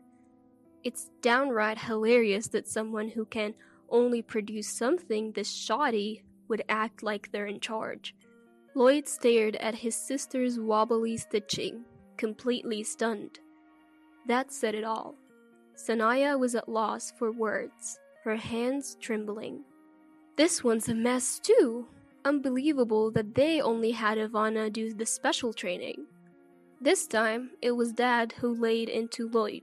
You've been going on about women, but we really have to question how you're doing as a man yourself, I added, driving the point home. Okay, this is probably a good place to stop. That's right, I remembered something Ivana and I had agreed upon that day. Ivana, go ahead and bring it out. Ivana presented some documents.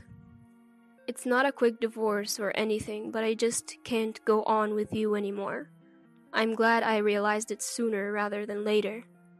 Ivana stated it firmly. What? Their voices of surprise came out in unison. Both widened their eyes, flustered and mouths moving, but no words coming out. Hold on, I was thinking of forgiving you as long as you showed some remorse. Finally, Lloyd spoke up. Sure, I can't cook, but that's not something I need to be sorry about. Devoting all our honeymoon to training and bringing in Sanaya, it's all just too absurd. I can't be with you anymore. Ivana started signing the papers with a pen. Wait, so it's my fault that you're getting a divorce? All I did was point out your flaws. Now it was Sanaya's turn to panic. Ivana shook her head. I never said I can't cook. I was planning on learning eventually. Besides, she paused for a moment. Just like I have things I can and cannot do, so does Sanaya. Judging that slowly based on your own convenience and standards is wrong, she said, setting the record straight. I went in for the kill too. You can't even sew or clean acting all high and mighty. Plus, you ruined the honeymoon and treated Ivana like a servant. I am too embarrassed to be related to you. Just sign the divorce papers and get out. And so, Ivana came back to our home. Sanaya got divorced because she was terrible at housekeeping. How dare she continuously harass Ivana, claiming to be some sort of mom or Lloyd's partner, without even considering her own flaws. This is what we call personal responsibility. Meanwhile, Lloyd kept making mistakes at work due to his inconsiderate personality. He even said something insensitive to a female coworker like, "These documents are a mess. Are you not in the mood to work just because you're feeling unwell?" He faced severe disciplinary action and was suspended from work. Would you come back? If you reflect on this, I believe we can start over. And I feel like I could even get my position back at work. It seems like Ivana kept getting messages from Lloyd pressuring her to get back together, despite showing no signs of remorse. That's not gonna happen. I'm getting married. With that, she promptly cut off communication. Yes, Ivana is set to remarry in 6 months. Her new partner is also a businessman, similar to before, but much more easygoing. He's into ab rolling and has a fit physique. As long as I can eat, I'm good. When they dine together, they get excited talking about things like protein for bodybuilding. Ivana, who's now seriously learning to cook, joins her in the kitchen. I mean, I could at least make scrambled eggs. While making sandwiches for work, Ivana recalls those days. It's okay, don't worry about it. You'll get the hang of it as you go along. With that, I seasoned the dish just by eyeballing it. My brother and I have been close since we were kids. Even after we became adults, until he got married, we often spent our weekends together. Years passed since he got married.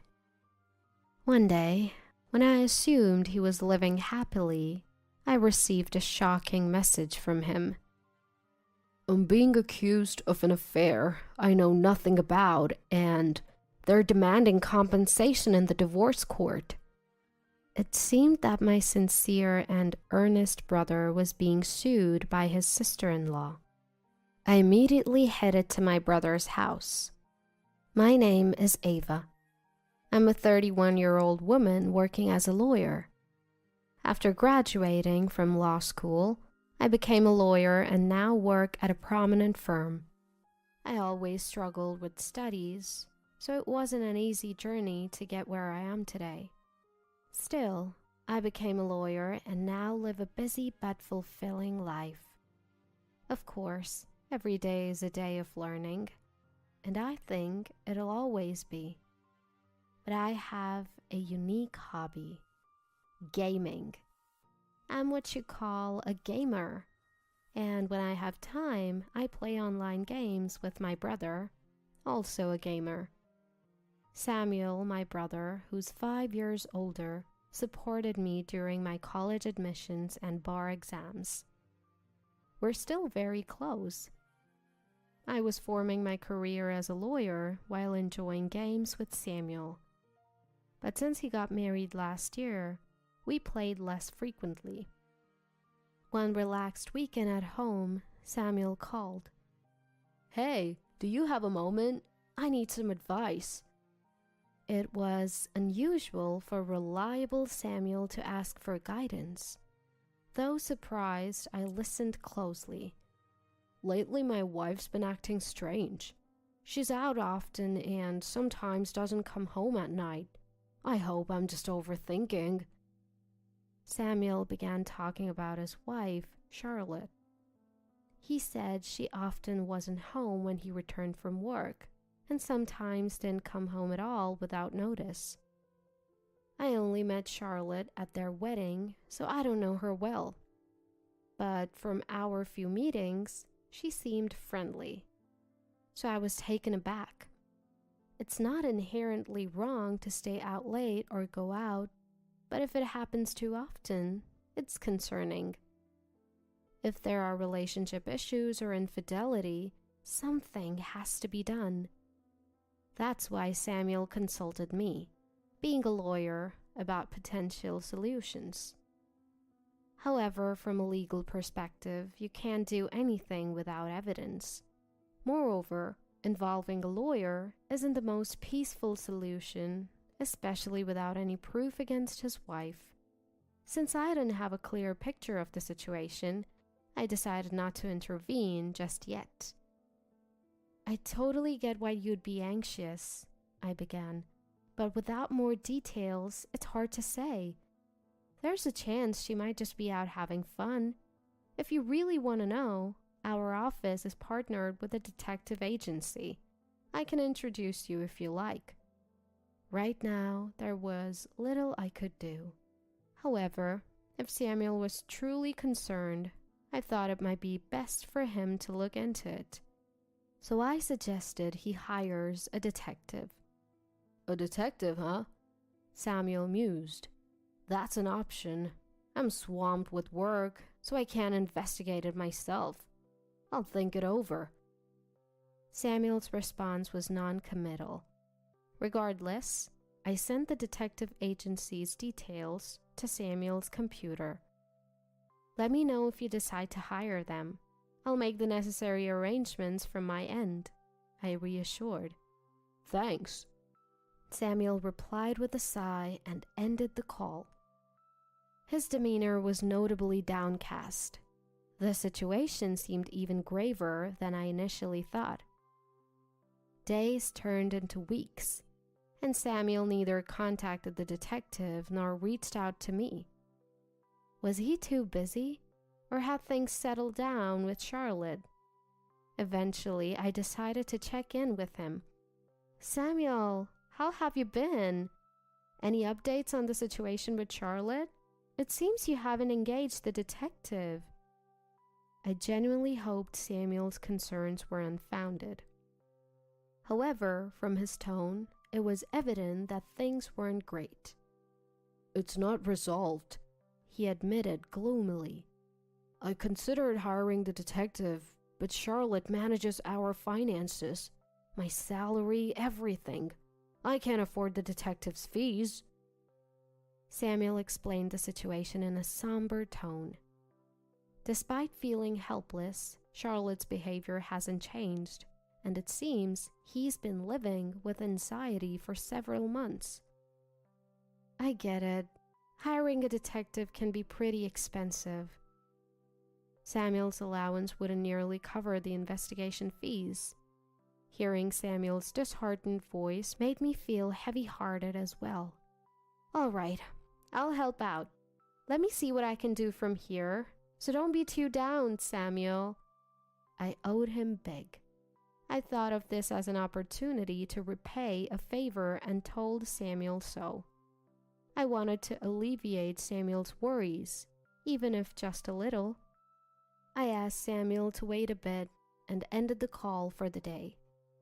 A few weeks later, I stumbled upon some unsettling information about Charlotte.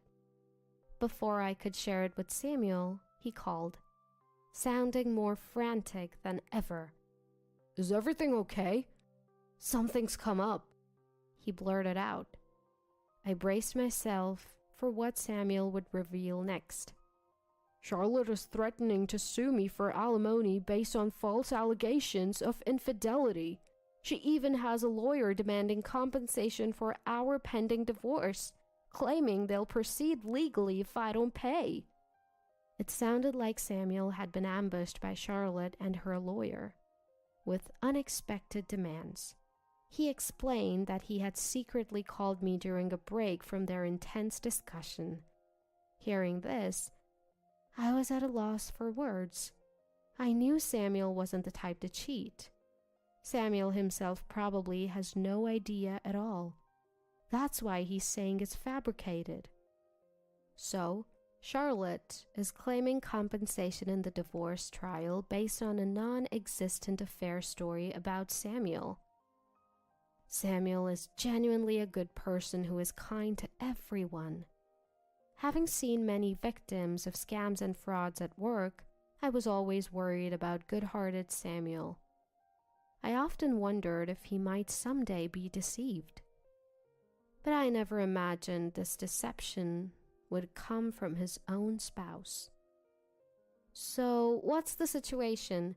What's the other side saying? I mean, Samuel isn't having an affair, so this claim seems far-fetched. Given that he had received a call in the middle of our conversation, it was uncertain when Samuel might be taken back. I needed to learn as much as possible about Samuel's situation in this brief time, so I quickly pressed Samuel for details. He shared that someone had snapped a photo of him during a business meeting with a female colleague, and now they were using it as proof of an affair.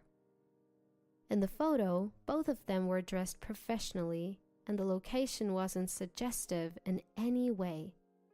It was clear they were forcibly trying to frame it as evidence of infidelity. There were a few things that struck me as odd at this point, specifically the approach of the opposing lawyer. A lawyer is a professional after all. They wouldn't do anything to harm their client's interests. If it's a case of infidelity, they'll do their utmost to reduce the compensation amount in a divorce trial if their client is the one having the affair. If their client is the victim, the lawyer's job is to claim the maximum compensation. But demanding compensation based on such flimsy evidence was highly suspicious. If they truly studied law, then they're a truly terrible lawyer. If such unreasonable demands were met, anyone could make wild compensation claims. There was no need to accept such an absurd request. As a family, I couldn't stand by and do nothing. "Samuel, I'm coming over right now. Don't answer anything they say until I get there. Just stay put and wait for me." I decided to step in as Samuel's lawyer and talk to Charlotte and her lawyer. From lounging in my casual clothes, I quickly changed into my suit, shifting into work mode. I called a taxi and headed to Samuel's house as fast as I could. Upon arrival, I took a deep breath and rang the doorbell. It was Samuel who answered, and he welcomed me inside. Heading to the living room, I found Charlotte sitting next to an unfamiliar man. This man seemed to be Charlotte's attorney. Both of them looked at me in surprise. "Sister-in-law, it's been a while." I greeted Charlotte briefly and then introduced myself to the man beside her. "Nice to meet you. I'm Ava, an attorney. I'm here today representing Samuel." At my words, both Charlotte and her attorney looked shocked. "What? Ava? A lawyer? You're joking, right?" Charlotte mumbled, exchanging a quick glance with the man beside her. It's understandable that she was taken aback. She had no idea that I practiced law. I had been approached for free consultations and mentioned behind my back, leading to past troubles. As a result, I seldom share my profession with anyone other than close friends and family. Of course, that includes relatives too. Samuel understood my sentiments, so he never mentioned my job to Charlotte. That's probably why she was so surprised to see me step in as a lawyer. Charlotte controlled Samuel's income. He wouldn't have the means to hire a lawyer under normal circumstances. Perhaps she thought Samuel would be defenseless and took this opportunity to make her claims. Silently seated were Charlotte and her attorney. As I was pondering the next move, Charlotte's supposed lawyer spoke up. "I don't care if you're a lawyer or not. Your brother cheated. He should obviously pay compensation, right?" Beside him, Charlotte nodded in agreement. Did they genuinely believe they could win compensation in a divorce case with that? What do you have as evidence of this alleged affair? While I could never believe any tales of Samuel's infidelity, the two kept insisting even after I arrived. Wondering if they had any additional evidence beyond what Samuel shared with me, I pressed the opposing lawyer. "He was having dinner with another woman. That's solid proof. Let's say we'll let it slide for $50,000. You wouldn't want this getting out to family or his workplace, would you?" The man's words could be construed as a threat. I almost chuckled, demanding $50,000 based on such a flimsy accusation. Doesn't he realize how ridiculous he sounds? His bold claims only made me want to laugh more. By this point, my suspicions were nearly confirmed that this attorney might just be a fake. Despite being a so-called attorney, he had employed what seemed like threats against Samuel, something that had caught my attention from the start. I initially thought he might just be a corrupt lawyer, but even with a genuine attorney like me present, he kept making statements no real lawyer would utter. Claiming $50,000 compensation based on a mere public meeting is absurd. Just being in a suit in broad daylight in a public place doesn't prove infidelity. To prove adultery, there needs to be direct evidence of actual misconduct. Any attorney would know this. It's a fundamental aspect of the law. If he doesn't even know this, something's off. "I understand your concerns," I began, "but we can't just agree to the payment. Sir, could you provide your attorney license number and your full name? If you could also provide the name of your firm, I'll get in touch to set up another meeting." I pressed the opposing lawyer for his credentials. As expected, he began to falter. I can't quite remember my license number right now. I must have forgotten. Please contact my wife for appointments. Forgetting one's own attorney license number? That's unimaginable for a real attorney. It's clear he's trying to deflect and quickly exit the situation. You can't say it, can you? Because you're not a real lawyer. I hit the nail on the head. I thought he would admit it now, but he defiantly countered. What are you talking about? That's absurd. I could sue you for defamation. If he could, I wished he would. I couldn't help but burst out laughing. If you're genuine, then tell me. A trustworthy attorney wouldn't hide their identity. And a real attorney wouldn't threaten to sue over such a minor issue. I replied with a smirk, leaving him speechless. The tables seemed to have turned. Both Charlotte and the imposter attorney looked defeated. Now, the ball was in my court. Mr. Fake Attorney, aren't you actually Logan, sister-in-law's former classmate? You work in sales, don't you? Hearing this, the two of them looked up in shock. Samuel, who had been quietly watching the exchange beside me, looked at me in surprise. You're not an attorney. Your sister-in-law's affair partner. It wasn't Samuel having the affair. It was you two, wasn't it? Am I right, Charlotte? Everyone in the room was taken aback by my revelations. The sudden appearance of an attorney who knew everything must have been startling. I had been consulted by Samuel, and after learning he couldn't afford to investigate, I took matters into my own hands. I couldn't stand seeing Samuel so distressed.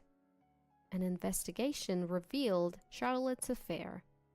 I had been informed of every detail about the man she was seeing, including his identity.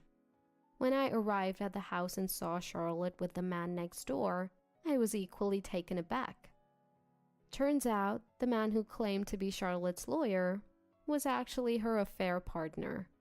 I had done my homework. I let them know I had plenty of evidence of Charlotte's affair and reminded them that Charlotte and her partner would be the ones paying compensation.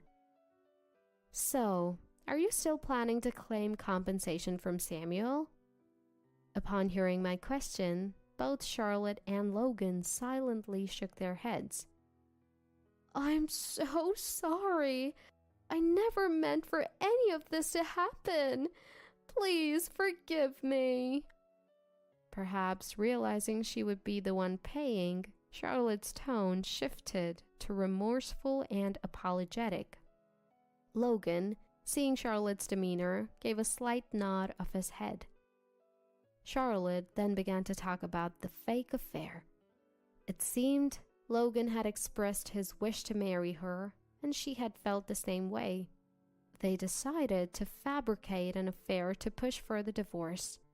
The idea of also getting compensation money seemed like a good plan to her. It baffles me how someone could think, let alone execute, such a plan. Then Samuel, who had been silent till now, spoke up. You betray someone and try to frame them with a crime. You think just saying sorry will settle it? I've always trusted you as my wife, so be prepared for the consequences of what you have trampled upon. Samuel spoke calmly, but with palpable anger towards Charlotte. He was right. A mere apology can't make up for such deceit. You might not be aware, but claiming to be a lawyer without a license is a serious crime. You could face jail time or a hefty fine. And Logan, you're implicated too. There's no escaping this. Upon hearing this, both of their faces turned pale. It seemed they hadn't anticipated the gravity of the situation. Charlotte, in a frantic tone, said, I'm so sorry. Please forgive me. I didn't know. I truly apologize. Logan quickly stood up from his chair and also began to deeply apologize. I'm truly sorry. We didn't think it through. Please forgive us. Their fervent apologies were a stark contrast to their earlier demands. It was a foolish display. I don't care what happens to you two. I'm reporting this, Samuel declared. It's often said that the kindest people have the fiercest anger. Samuel, without a second glance at the desperately apologizing duo, went on to make his report. Wait, please! Just spare us that!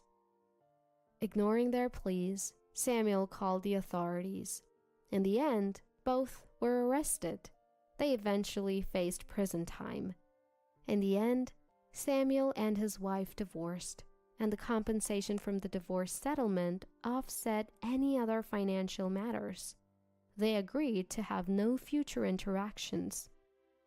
Charlotte was left without any defense, reduced to just tears. They tried to benefit by deceiving others and falsely accusing them. It was indeed a case of facing the consequences of their own actions. Regretting now is too late, but hopefully they would change for the better. After the divorce, Samuel seemed to have regained his old spirit. Ever since getting married, Samuel and I have been enjoying online gaming, something he had set aside for a while. After the whole divorce debacle with Charlotte, Samuel moved out of the room they shared and started anew in a different place, trying to shift his feelings and begin a fresh chapter. For a while, he seemed to have lost trust in people and kept his distance. But lately, I've noticed he's been slowly venturing out for meals with friends. Once Samuel feels a bit more settled, I'm thinking of introducing him to some of my trustworthy friends. More than anything, after all the hurt he's been through, I want Samuel to find happiness.